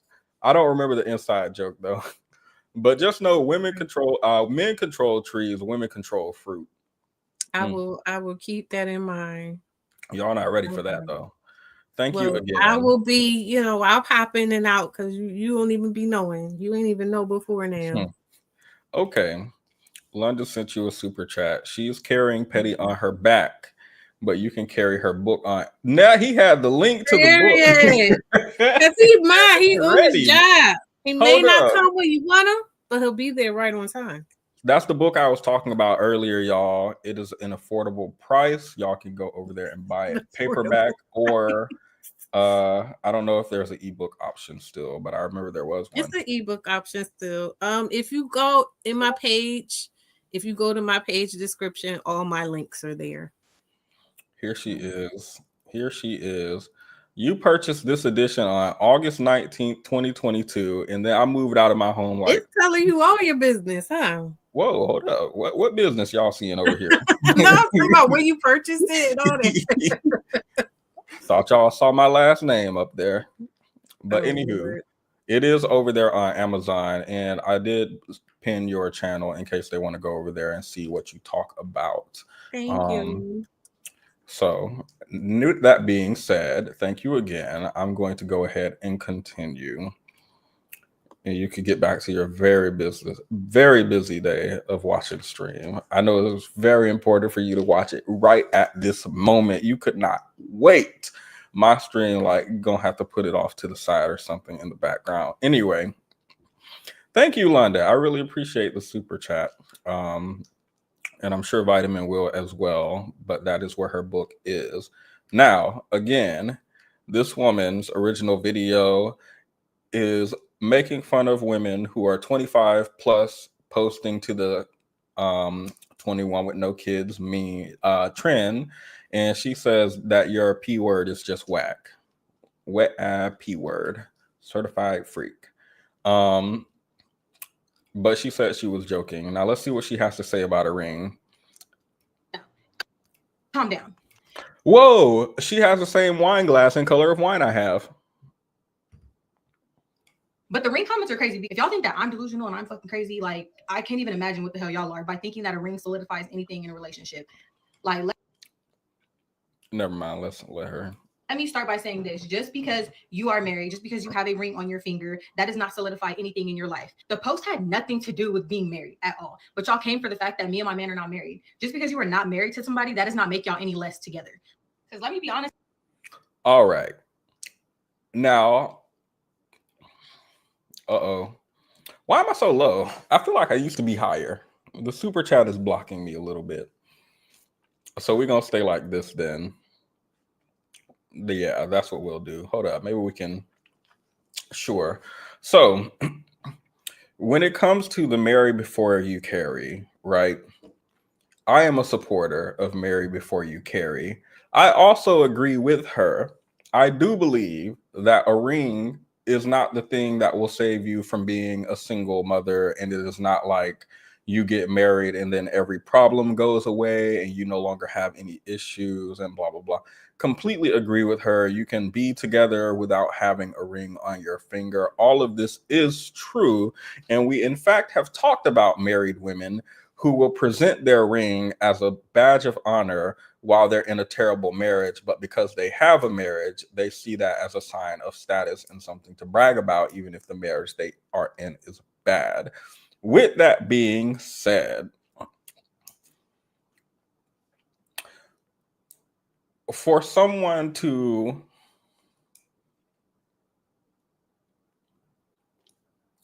when I'm thinking about this socially, for someone to impregnate you, which is like a lifelong commitment and a lifelong attachment to that person, but marriage is like where they draw the line and they need time. They need more time to be ready and like to make sure that this is the right thing and that they won't regret it. Seems backwards to me. Marriage seems like the easier thing. There is no point. You could be married for 47 years and then decide, hey, I want a divorce. There's nothing preventing you from that. Hopefully, after this 4-year administration, there will be nothing preventing you from that still. Pregnancy, you got 9 months. You got 9 months. And then after that, what Kanye said, let me look up them lyrics. 18 years. She got one of your kids. Hold up. 18 years. Hold up.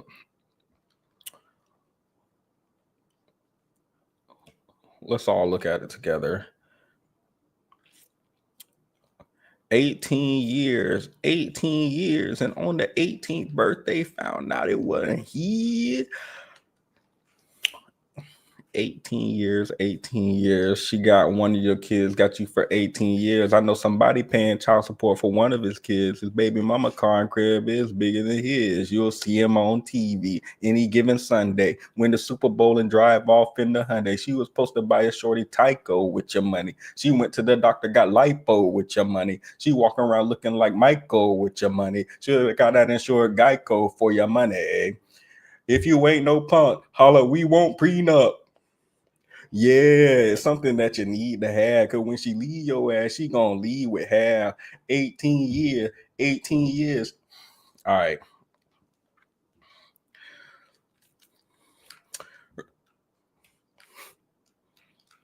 Really sad that Kanye's mother died and he stopped taking that medication. We could have had so much better, but we got what we got. Okay, now. Oh, hello, VTV. Welcome. How about you tell men to marry before they impregnate? Yeah, I mean, I do agree with that, actually. And what do we say to all the single married mothers?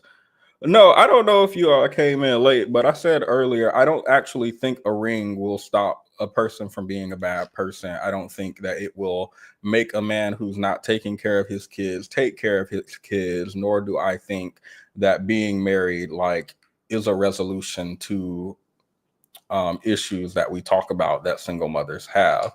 However, when it comes to social currency is what I'm thinking about.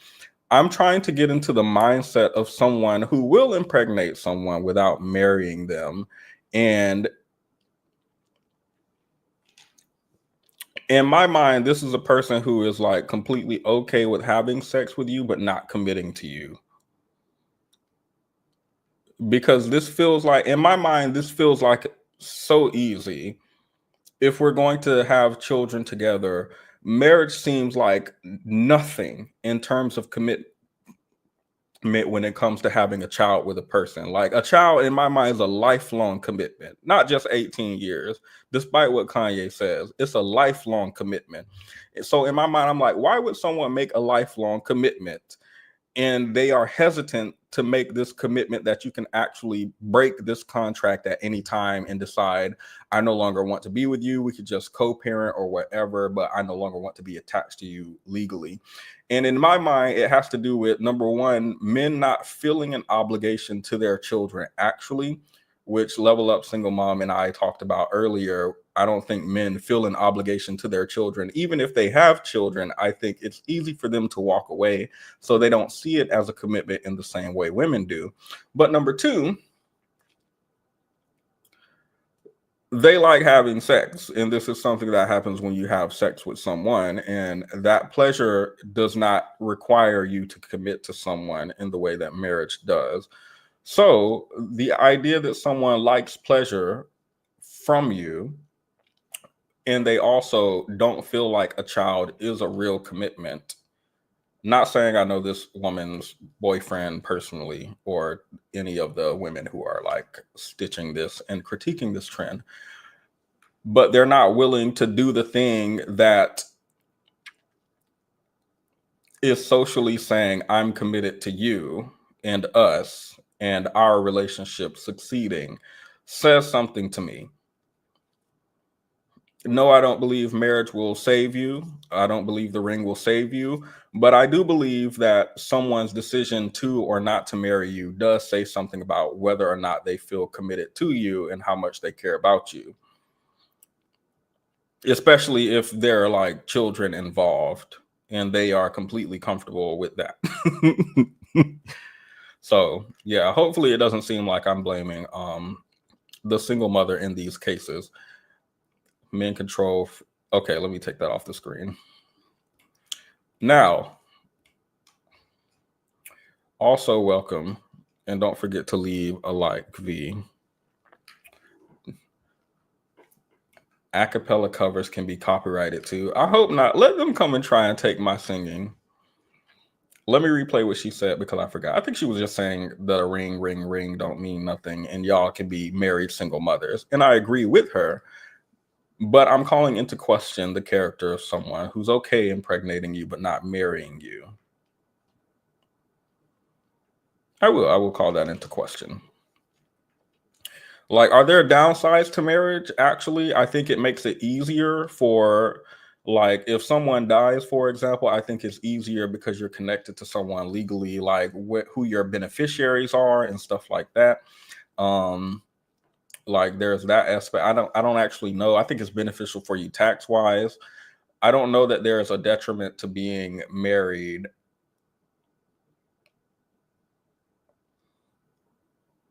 that would prevent someone from, like, does that make sense? Or am I by myself?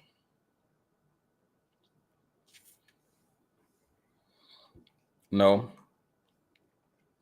There are no guarantees. However, his willingness to commit to marriage makes it more likely that he'll raise his kids and perform other traditional behaviors and actions.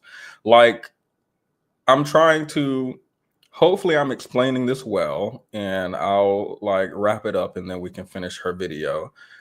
I don't think it's marriage itself or the ring itself that does something.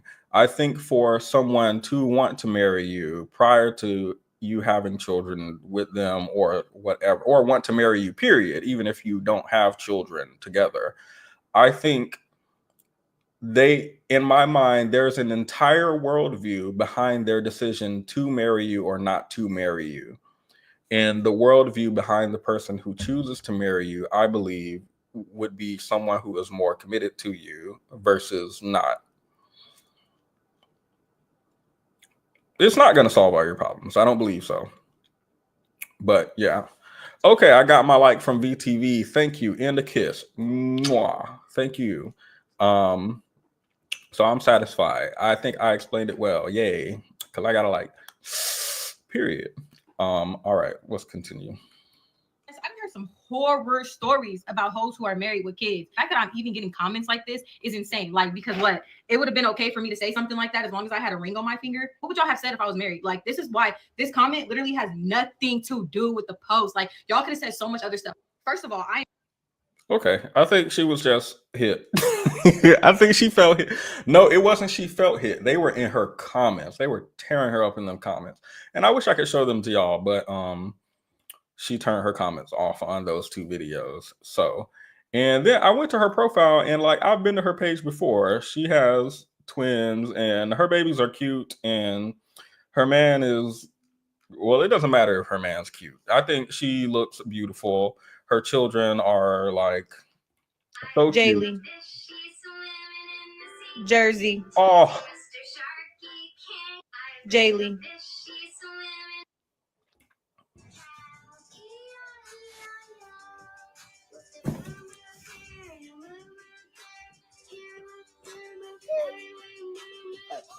her babies are so cute and so well mannered. And I would be jealous. Trying to get my babies to say mama. Mama. Mama. All right. Mama. So I don't want to like draw hate towards that creator, nor do I want to make her the face of like people critiquing this trend because she did say she was joking. But I think we were just using her as an example of what other people were saying. Instead of leaving her as the face, actually, we can use this man. Because I don't like, actually, he would be the face, the perfect face for it. To leave this in your mind instead of her face. We don't care if you 20 or 30 with no kids. That's your business, bitch. We love our kids over here. Oh, no.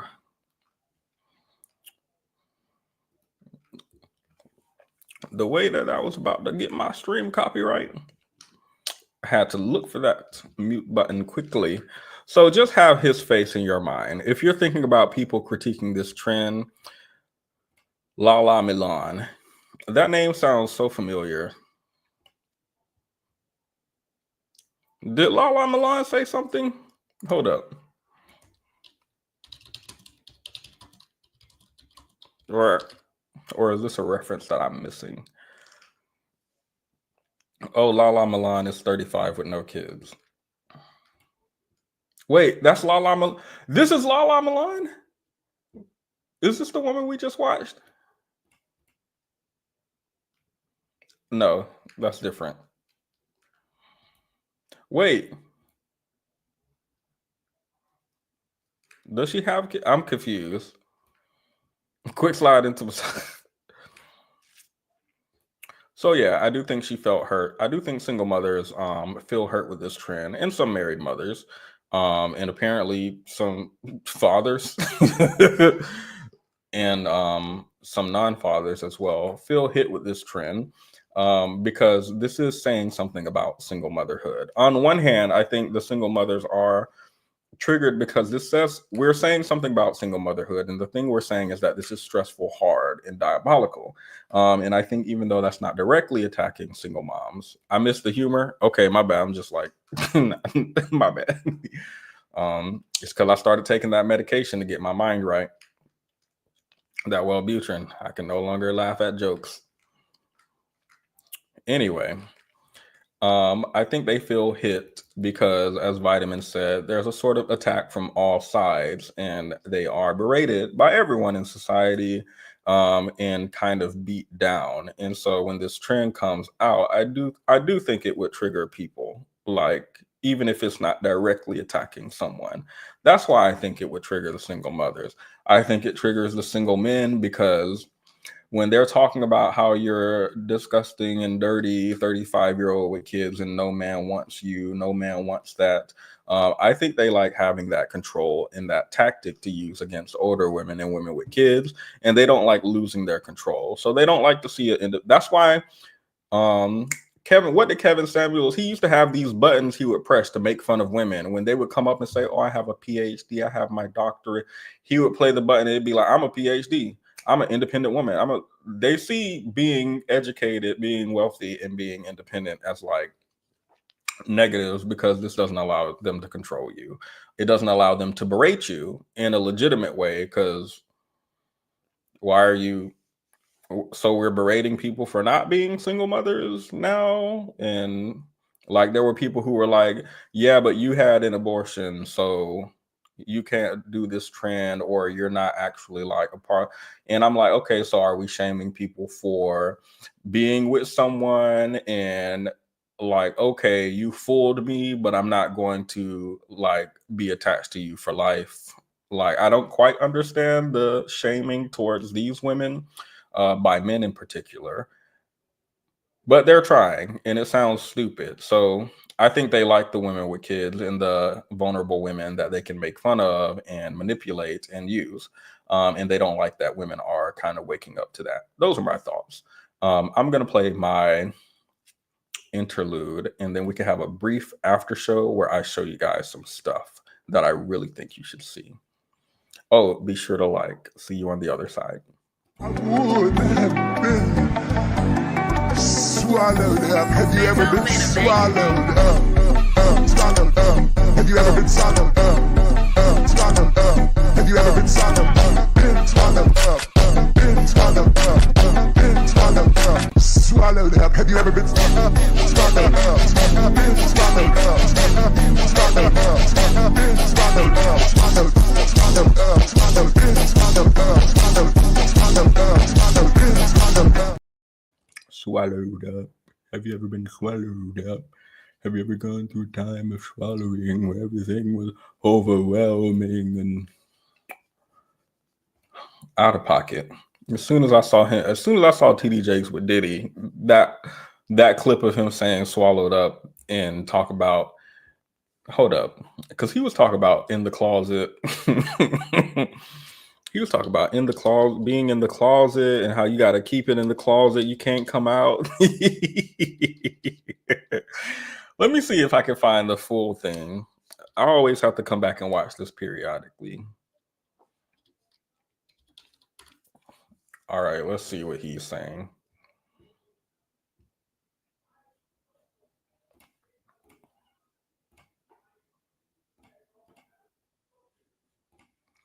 Oh, it's on mute. come out the closet and stop keeping a secret and let the world know if it had not been for the Lord that was on my side, I would have been, I would have been, I would have been, I would have been, I would have been swallowed up. Have you ever been swallowed up? Have you gone through a time of swallowing where everything was overwhelming and you were at your wit's end? That is my point of view. Like, swallowed up is a diabolical clip, but the full context does not help him at all. You gotta come out the closet, and have you ever been swallowed and overwhelmed by all the swallowing? And oh Lord, like, it doesn't. I don't think it. I think it looks worse. I think he should be happy this isn't going viral, and the swallowed up is going viral. So people are like, oh, this was just like taken out of context, swallowed up. Like, look, we've all had parents to say some sus things. We've all had parents to say, you better do them dishes before I get it that ass. Like, sure, like maybe this was a slip up. Had this whole thing have gone viral like this, he wouldn't have survived. He wouldn't have survived this backlash. That heart attack he had 1 month after this leak, he wouldn't have. Let me not talk about that, actually. His heart wouldn't be able to take it if this had been the thing.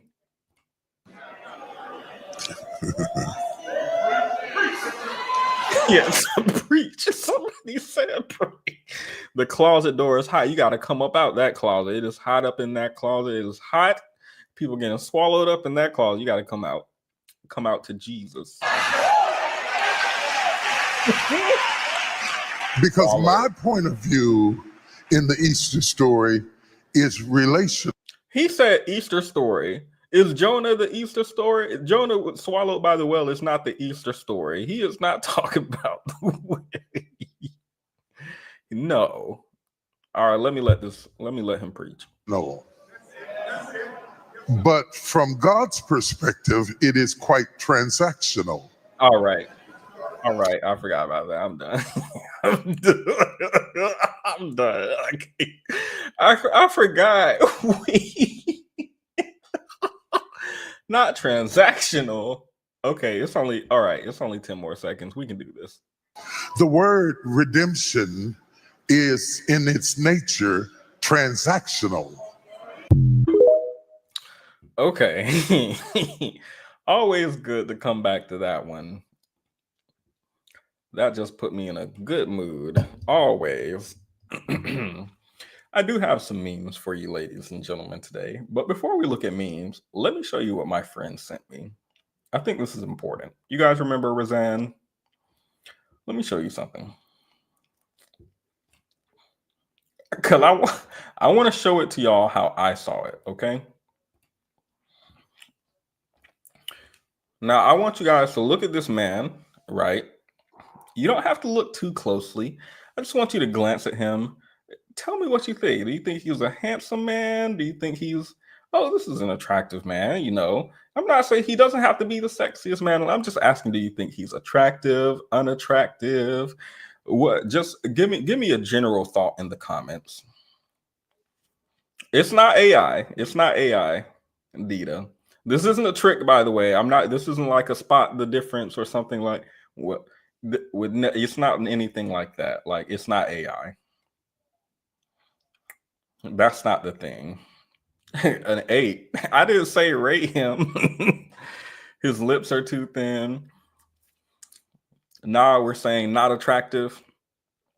Is it a woman? I don't think so. I don't know their gender. He stole something, or this isn't a mugshot. Y'all are supposed to be saying, is he cute? Is he not cute? Is he handsome? Is he not handsome? Attractive? Y'all ain't supposed to be talking about, is this AI? Y'all ain't supposed to be talking about his forehead. Y'all supposed to just be saying attractive or not. That's what I want to hear. I'm not falling for it. He all right. It is not AI. It is not AI. Nice looking. Okay. Now let's look at the before. Y'all ready? I'm saying y'all ready because I've done this before and y'all were like, jump scare. Let's look at the before.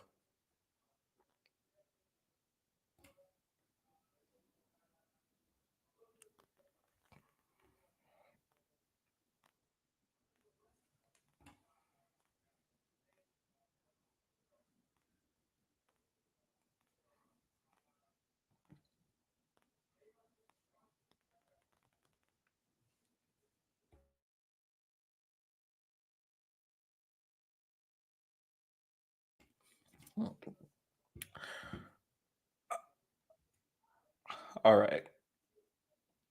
Let me just say, this is not in order. This is, my friend sent this to me, and for some reason, when I opened it, it started me on this page, and then I was like, "Oh, this isn't the first page. Let me go to the first page." And so I clicked to the left. I clicked to the left. A miracle doc. Look, and then I went and got the details for this doctor. If y'all see me come on here and I have a jawline and my forehead is so tight, my forehead is down where my eyebrows are, and my I don't know what else I would do. Give me a jawline, sir. Give me, what else do I want? You know what? You can implant some hair, give me a full beard. What else? I know they do that treatment where they can take muscle and put it on your stomach so you can have some abs. Like if y'all see me looking different one day, just know this doctor did it. I've never seen work this good in my life. When I clicked between these two pictures, I was like, wait a minute. No, this ain't the same person. It can't be. But it is. I see the similarities. Let's go back to the first one and let's just And I'm like, in my mind, I'm like, I know that the doctor is going to take pictures from the worst angle, from the worst distance away, so that it makes it look real bad. And then when he does the after, he's going to take it from the right angle, from the right distance, in the right lighting, so that like I already know that plastic surgeons do that, like weight loss coaches do that. Everybody does that when it comes to something they're selling about appearance. But I'm like, whoa. This man got what he paid for. He did. He got what he paid for. Nose job and weight loss. Like, yeah, he had to do some weight loss, but I think he did some jaw work too. I'm pretty sure there had to be some jaw work. Maybe he brought his hairline down too. Like I know they do hair transplant from the back thick parts to the front, or he could just, I know the people are needling, putting the needles and then the oils. Oh, and yeah, so obviously the nose and the beard. I think the beard helps him, but without the beard, I think he would be fine without the beard also in the after. I was like, what? I called her like immediately. I called her. I opened it, swipe left, and I called her. Because this is not the same man. Then I went to look at some of his other work and I was like, okay, so that was like a one-off. So that was like the best one. Got it. He's done some other stuff. Let me see. He did this gentleman. I don't know why stuff like this fascinates me. Looks like he had like a beard transplant, maybe. And nose, maybe. I don't know if he did something with the jaw or if he just lost weight or both. I'm sure he could have had the structure behind it. But anywho, I'm like, whoa. Okay, Mr. Doctor. Okay, Mr. Doctor. Let's do one more. What the world? I saw this one and it didn't look real to me, actually. This is the one where I was like, all right, let me see if these are Photoshop or something.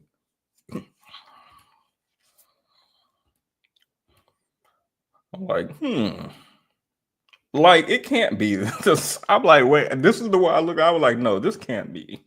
This can't be. This surgeon found they're calling straight A's and straight A's.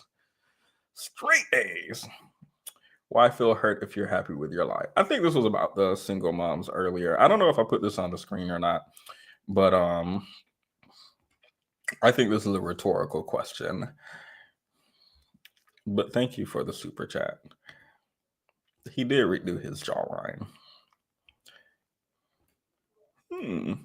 Okay, we'll go back to this comment. Let me get my plastic surgeon on.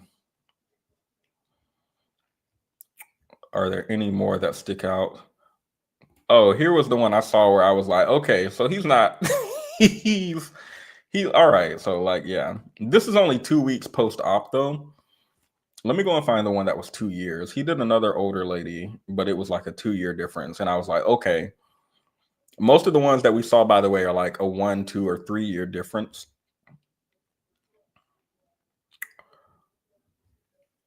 The ones that are like 1 week, 2 weeks out, I won't put them on the screen. Like I won't. Yeah, but I think it's bold that he does. And I think it's good that he does because like, yeah, you want to show people what you'll look like in 1 week. Like, what if he didn't put those 1 week, 2 week photos up there and you only take 3 days off work to get the surgery? You could have took the week or 2 off if you had have known. If you had just known. Okay, I think I don't see any more that I want to show. I don't see any. Wait, he does. Okay, he does boobies and bodies too, but I don't think I can show those on screen. Amazing work. Oh, if in case you want to go in, hold up. His page is S. Well, I can't pronounce that. Let me see if I can just. Let me see if I can just copy it for you guys.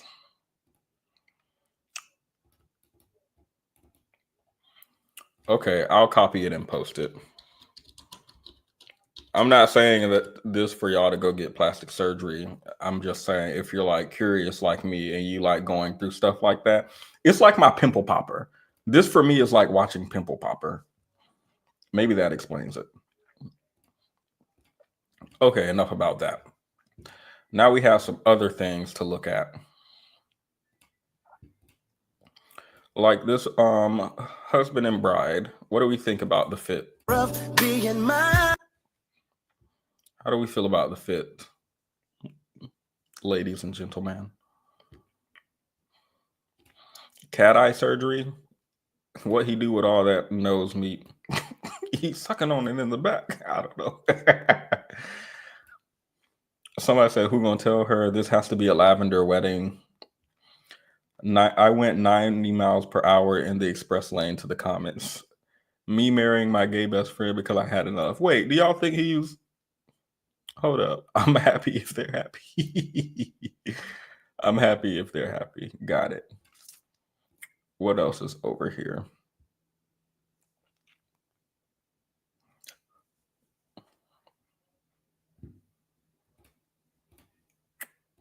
For example, if I were to get married to a man, but if I was unfortunately, I still find men attractive, but we'll see how long that's going to last. But if I were to get married to a man, I would only be marrying a man who is putting land, properties, and assets in my name. Oh, sorry, what's funny? You know what, that's interesting that we're laughing about that because it sounds ridiculous, right? The idea that a woman would want security when we know that men are unreliable. Not only are they unreliable, they are a woman's apex predator. That's right, the man you're laying with could kill you. And so when we are encouraging women to get married, we are encouraging women to step 1 inch closer to our death. Unless we are encouraging the women we are emboldening to get married to enter this decision with their best interest at heart. Yes, it is controversial to talk about money and assets and land and properties when discussing marriage, because we're taught to follow the distraction of love, romantic love. What about love? Well, this is all about love. The man who loves me will make sure that I am secure for the rest of my life. But unfortunately, most marriages are not structured or approached in that way. Women are taught to approach marriage from a place of leading with emotion. Again, that's to distract us, because if we put our emotions aside and focus on the logic and the rationale and the reality of how will this benefit me, most women will not marry men. Pause. We're not going to watch it all. Her channel is The Slum Flower. And I did copy the link for you guys to go over and watch her if you like, or you can follow her channel. Go and give her her coin and her views. Disagree with nothing. Disagree with nothing, by the way. Shadera, you are such an icon. Every time you speak, it's like I'm watching history being made. Men are unreliable. Homie in the back rolls his eyes and zones out completely. I was watching him. You guys should go back and watch once the stream ends. Why are men offended by women seeking security? Isn't it in their nature to protect and provide? Shouldn't they take pride in that? First comment I see, why must a man provide you with financial security? Yeah, it ain't in their nature. It is not. The annoyance of the dudes in the background. This is how women married in the past. It's not an alien concept. Marrying for love was the biggest scam men ever pulled. Who is this queen? All right, what else we got? Oh, here's a fun one. Introduce yourself. Well, I'm Big Tony. I am your #1 OF subscriber. And how much have you spent? $35K, $35,000. Oh, it's nice to finally meet you. Nice to meet you too. Oh, you have soft hands. Finally, I got to touch them. Introduce. 35,000. I wish this prosperity for my friend, but with no OnlyFans involved and no meeting. Just somebody to just give her 35,000 just for her Instagram post or something. Let me see. Somebody said he looks exactly like I pictured an OnlyFans subscriber to look. Now, what is that supposed to mean? What is that supposed to mean? At least give him some used underwear. Someone's dad, by the way. Bro spent 35K on something he doesn't get to touch.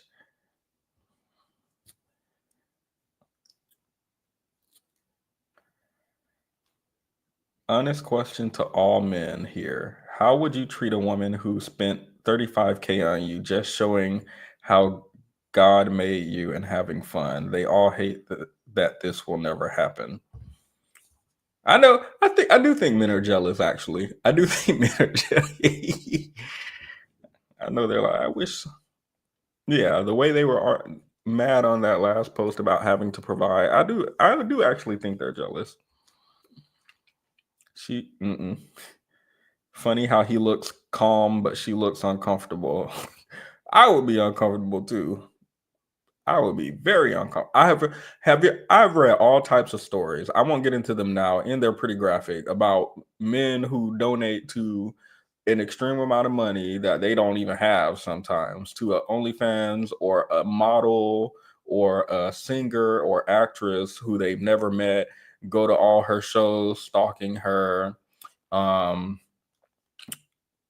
leave it there. But like, I've seen a graphic story I'm thinking about in particular. Like, obsessed. I would be scared. Last one. Let's just imagine touring on like a bench. That's fine. I can do that. So, like talking about Yale, the Harvard, Stanford, Princeton, because you need a hetero white male. It's not really what I said. On getting a my dog skip white male to help you out. What about groupthink? It's not true, but birds of a feather fall. Let's just imagine touring. Y'all didn't hear him. Let me let him say it again. On like a bench. That's fine. I can do that. So, like talking about Yale, the Harvard, Stanford, Princeton, because you need a hetero white male. It's not really what I said.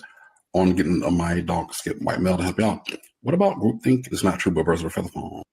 Let's just imagine touring. What about group thinking not two birds of a feather? Huh. He said what he said. I let you coverage actually kind of put me on to that. I figured. She's just changing everything about you, Shaheen. It's just cheese, Mom. Cheese today. What's it going to be tomorrow? Mom, I just want pepper jack cheese. That's it. Fine. I let you coverage. Boy moms. Boy moms scare me. Not moms with boys, mind you. Boy moms. Thanks for the laugh. Thanks for the $49.99, Foxy. Not 3 minutes before the stream ends. Now, did you mean to send $4.99? Please let me know. I do appreciate $50 minus 1 cent, but also, like, we want to make sure we're sending the correct amount is all before we celebrate. Rich donor. No, y'all got hold up now. Wait until we figure out wait until we figure out if this was a typo. Wait until then we'll celebrate. Then we will celebrate. Someone said leave your son alone and get a husband. Emotional incest. Cheese today, what's it gonna be tomorrow is diabolical. Boy moms do scare me. This is incestuous. Okay, people are seeing some patterns. Maybe one more. Oh, this will. Okay, here. This is a good one to end on, actually. Then we will. Let me see. Well, Foxy didn't say anything else.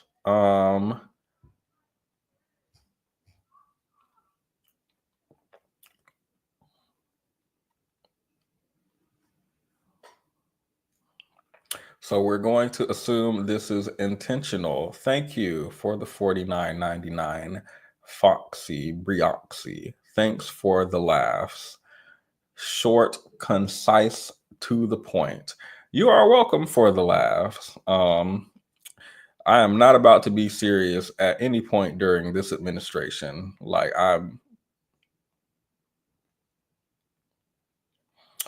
think we could all use some laughs, actually. Oh yeah, I can use it to renew the StreamYard, actually. So thank you. I do appreciate that. This is going to be the last thing we look at. Then I'll tell you guys about my Trump coworker, and then we can dip out of here. The world's largest mosque outside of the Middle East. To me, when I hear the word mosque, I think of terrorism. You guys will have the choice between two different designs. This is design 1, and this is design 2.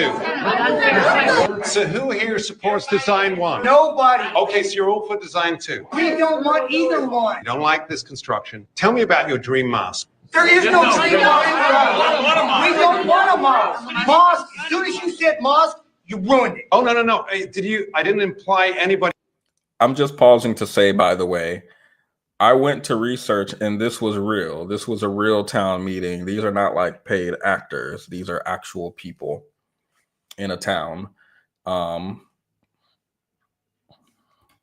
here is racist. Of course not. Well, he's an actor who's presenting the mosque and stuff. I am. I'm racist toward Muslims. Let me show you how your town will change. I'm not insinuating anyone here is racist. I am. I'm racist against Muslim.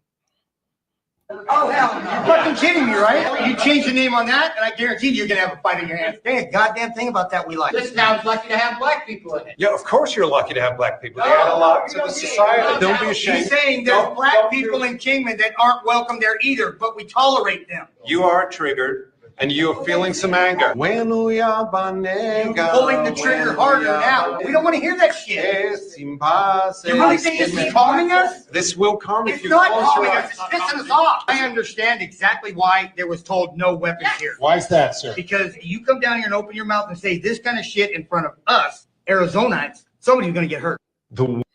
These violent thugs, these violent ghetto thugs, just loud, irate, and ghetto thugs. Like this is supposed to be a town hall meeting with civil discussion, and these thugs just want to come shoot up the place. They have no decorum and no self-control. They're like wild animals, like gorillas or monkeys or something. Anyway, excuse me. Anyway, these people are voting and they voted. Who do you think they voted for? It's crazy. You already know who they voted for. Like, it's crazy. You don't even have to ask. Like, there's no question about it.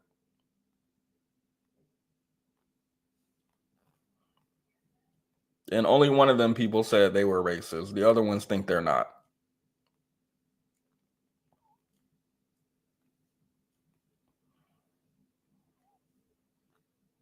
Now, this is what they said after agreeing to be recorded during this town meeting. Imagine without the cameras and with the weapons. He said, "I will kill you for having a different opinion, presenting a different opinion at my town hall." That's why they didn't let us have guns in here, because they knew somebody would have died. Tell me about your dream mosque. This town's lucky to have black people in it. Yeah, you guys are lucky to have black people here. Black people are amazing, and they could. No, we're saying that we tolerate. Like, thank goodness the racism translator was there to let us know. Arizonites. What else we got? As soon as you said mosque, you ruined it. Why did he sing the South African train song? They're literally about to cry. Trump voters. Ooh. Let me see what they said.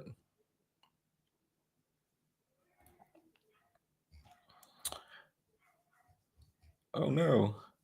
I'm not implying anyone's racist. I am. I'm racist. Okay. Let me tell you about my coworker, and then I'm gonna go, because I have to go pick up my meds, and I only have 27 minutes, and I have to get there first, so less drive time. So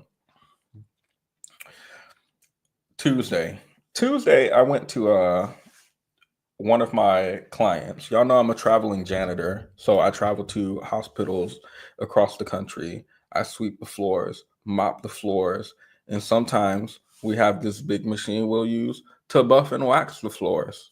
You know, very difficult work. And while I was working with one of my clients, he was gossiping to me a little bit. Now, let me tell y'all about dialysis clinics. The people who work at dialysis clinics are suffering. I have not met a nurse, a facilities management, janitor. I have not met anyone who works at these facilities who is having a good time. There's a really high turnover rate. I'm not sure what's happening at dialysis clinics, but they are suffering. So I was talking to my liaison there, and he was telling me about how he's going to quit his job. Well, he wasn't about to quit his job. He has like this speech he does every couple months. He's like, they're working me too hard here, that I could go up and I could have any job I want in this city, and I'm working here because of the location, and but they need to, and I'm gonna tell my boss he's lucky to have me. They like we it's like, it's a specific conversation that I've heard from him multiple times. But he was talking about it, and he was having this conversation, and we were going back and forth about our opinion. And I was saying to him, well, you know, I would, you know, if you feel like you would make more money there and you have a higher offer and you've already done the interview. He was talking about, he did an interview. His boss called, asked him where he was at, and he said, I'm at the interview, because he's so valuable to the company. He could just have balls like that. He could be like, oh, I'm interviewing for a different job so I can quit. And what you gonna do about it, apparently. So I was like, yeah, if you have something lined up and it pays better and it's less stressful and it's closer to your house, yeah, I would of course recommend you go with that. And he was like, blah, blah, blah, blah, blah. And I was like, the only thing is, if you don't have something lined up, or even if you do, I don't think I would leave my job currently, because I'm unsure about the job market due to the current administration. And then he said, what administration? Like the janitor's administration? Like, what are you talking about? And I was like, no, the Trump administration, like the government right now, the presidency. And y'all, I have never seen somebody get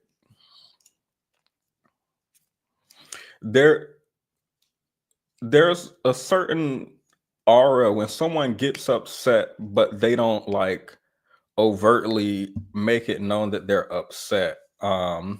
he was like, what does that have to do with anything? And I was like, oh, I'm uncertain about the future. So when I'm uncertain about the future, I tend to cling to my job a little bit more.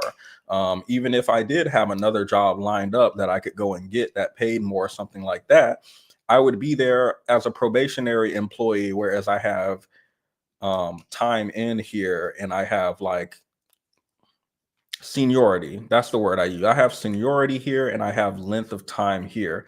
I feel like if ish hit the fan, the company would look at the people who just got here as the people to lay off, the people who aren't trained and the people who like don't know the company policy that well and are just starting and are the easiest to let go. Those are the people who I think would be let go. So instead of going to another company, even if they pay more, I think I'm going to stick my feet in here until I feel more sure about the future. And he was like, what does the Trump administration have to do with jobs? And I'm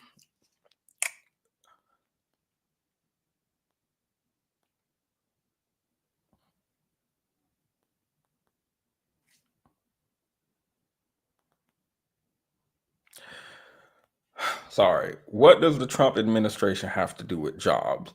What does the person coming in saying, I'm going to slash all of these jobs, I'm going to put these tariffs up, I'm going to shift the whole economy, what does this have to do with jobs? With my ability to find a job? And I'm like talking to him, I'm like, well, people are uncertain about the future. The stock market is like crashing for a week in a row before it makes any type of uptick. And like people's trust in the government is decreasing. People are uncertain about what the economy will be. Like there's more and more fear, it seems like, happening in society, and more uncertainty. I think Trump as a president brings with him uncertainty. I remember being in the military during his first presidency and everybody being like, shit, are we going to war today? Is he going to ship us to North Korea today? Every day he's on Twitter tweeting at some world leader about how they ain't shit. Today he said Kim Jong-un ain't shit and we have the mightiest military. Kim Jong-un can't compare. He can't do. Is today the day he's going to? Dictators don't have like, they have like a fucking, excuse me, they have like a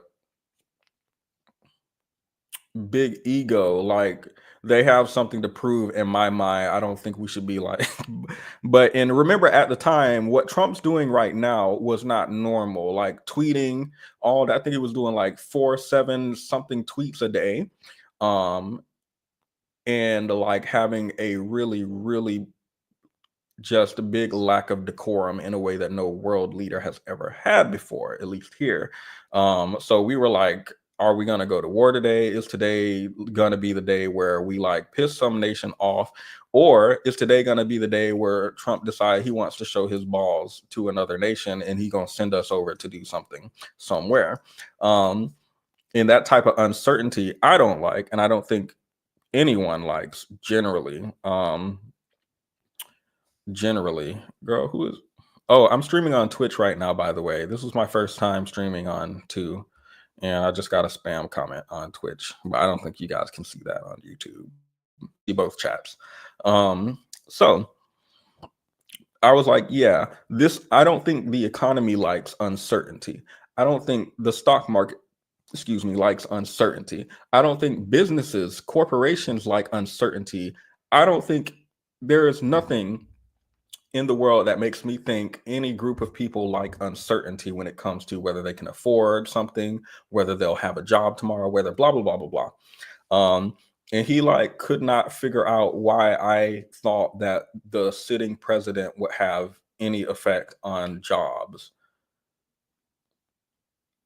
Mind you, when he was talking to me about why he was working here and blah, blah, blah, blah, blah, I think no, it was after. I think we were discussing, I think I said something like, yep, because I don't discuss politics at work in a conversation like this has never happened. He had bought me a coffee. I think before this interaction, he bought a coffee at Starbucks or somewhere, came to meet me and gave it to me. And so at this point, when I let him know all this, I was like, yep, you bought a coffee for I'm a filthy liberal lefty Democrat Kamala voting, like I'm all that. I'm all that. And you just bought a coffee for me, or like jesting.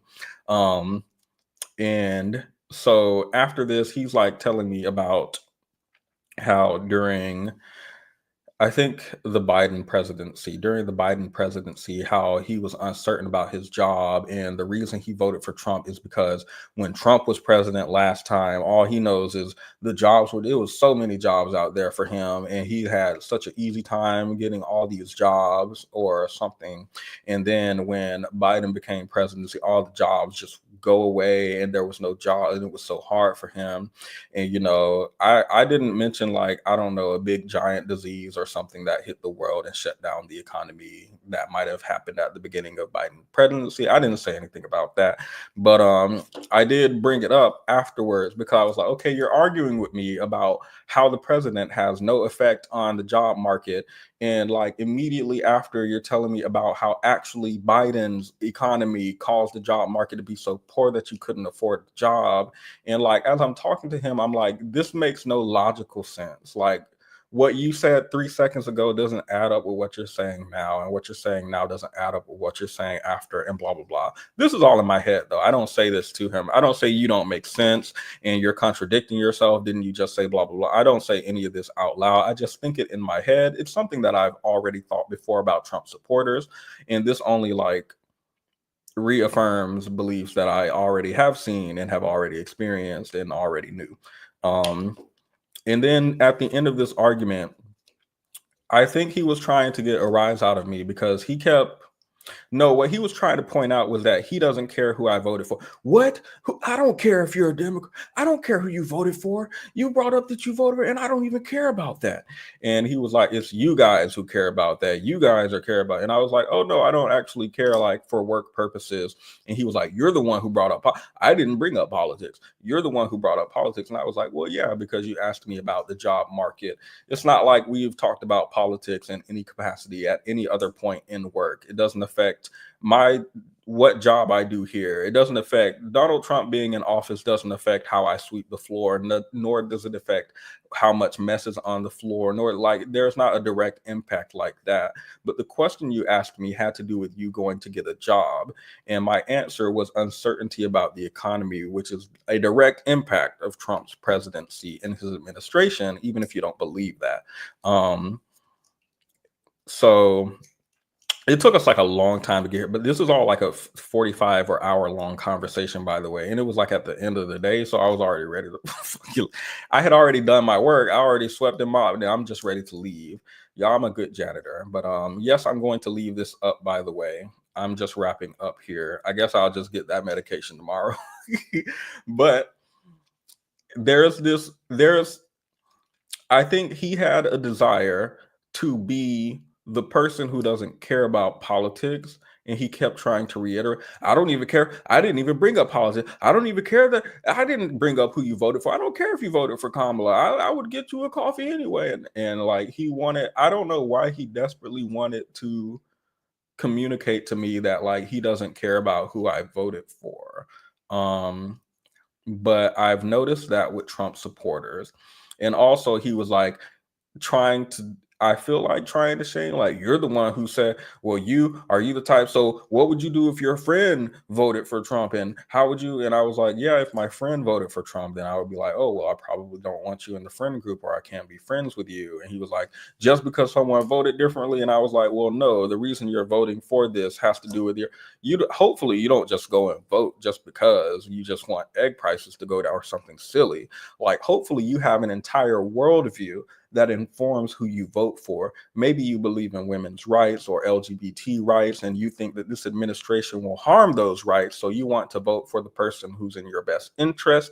Maybe you have some type of knowledge about the economy, and you want to vote for the person who you think will be best for the economy fiscally. If you actually research, that tends to be Democrats. But anywho, I didn't say that, but like maybe you like believe in bodily autonomy, and that's like such an extreme belief that you have that it would be diabolical for someone to take that right away.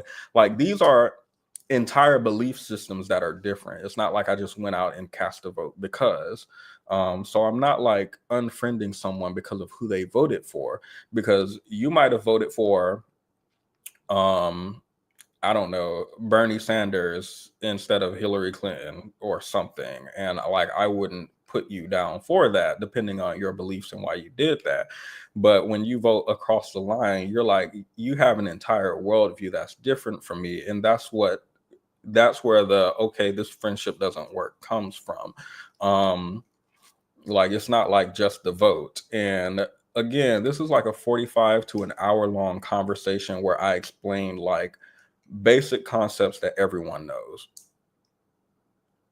And to be honest, I think he knew these concepts. I think he knows that there's a reason why he votes the way he votes. And it's not just because he wants to find a job or something. I think he believes that this administration will be great for the economy and it will create so many jobs, and they like aren't breaking any of his belief systems. Like maybe he don't care about abortion or black people or LGBT or whatever.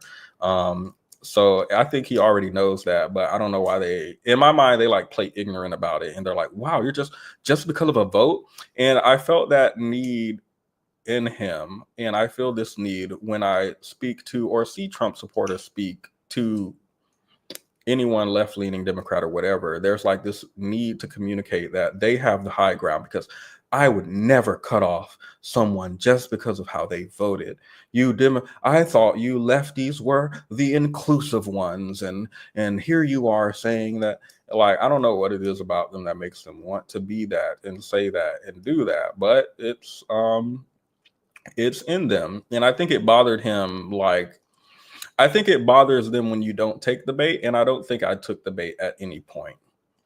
Like, I don't think I was like, of course it's different. When you vote, you voted. Like, I think very calmly, very demurely responding to him. Mind you, these are like our clients. They pay our contracts and give us money. So like, I'm not about to be like to my boss, yeah, of course we argued about abortion because I don't believe in it.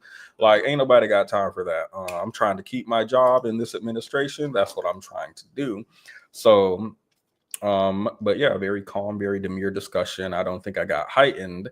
And you know what it is? It's like, y'all know how white women do when they play dumb? Y'all know how they do? I think conservatives do this generally too, but they like intentionally try to get a rise out of you, but then play dumb about it. Does that make sense? Remember when we watched that thing earlier with Representative Pearson, and the guy was like, with all due respect, we've been here on the floor voting and you haven't even been here. And he was like, yeah, I was burying my brother because he died due to these gun laws. I was out here at these schools. I was out here, blah, blah, blah. And then afterwards, there were people in the comments talking about how irate he was and how loud he was, as if this man wasn't just calling into question his family, and in particular, his dead family right before. And there's like, I know Jasmine Crockett is receiving critique about, she made some comments about a disabled person who's voting against. Hold up, let me look it up. Never mind, I could just explain it. Governor Greg Abbott, she called him Hot Wheels. He's in a wheelchair and he's voting against disabled policy, right? And the Republican came up and interviewed her, and she was like, oh my God, how could you say something like that about a disabled person? And y'all already know Trump grabbed him by the pussy, mocking a disabled report. Like, we already know this. So it's like, what's the word I'm looking for?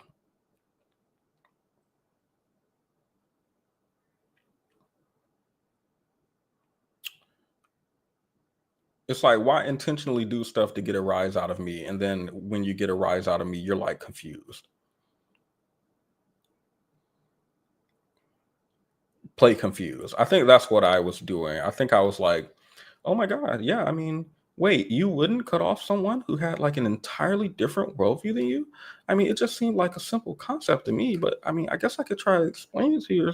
Like, I feel like I was throwing a rock and hiding my hand in this conversation. I don't think Trump supporters like to be on the other side of me, like pretending to be oblivious or whatever. I don't know why it irks them so much and irritates them to not take their bait. But yeah, you got to pick it up, put your thing down, flip it, reverse it. That's what I would recommend. Thank you everyone for joining.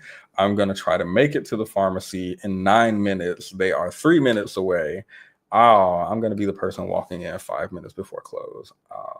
Maybe I'll just go tomorrow. Maybe I'll just go tomorrow. But that's all I have to say. Thank you again, Foxy, for the super chat. Thank you, Sally, London Link, Invincible, Vision Harry. Thank you all for the super chats, and I appreciate everyone else who left a like. Foxy left a lot of money, did not say a lot. I asked for I asked her, like, is this the right amount that you wanted to donate it? Do you want to say anything else? She ain't say nothing in the comments, so that's that on that. Thank you. You can let me know in the comments after the stream post if this was a mistake. But good night, everyone. Be sure to leave a like if you haven't already. I will see you guys maybe this weekend. I'm also liking Thursdays, though. I'm liking Thursday evenings lately, so we will see. But you will be notified in the Discord. Good night, everyone. Yeah. I couldn't sleep at 8 p.m. and send a text to your DM.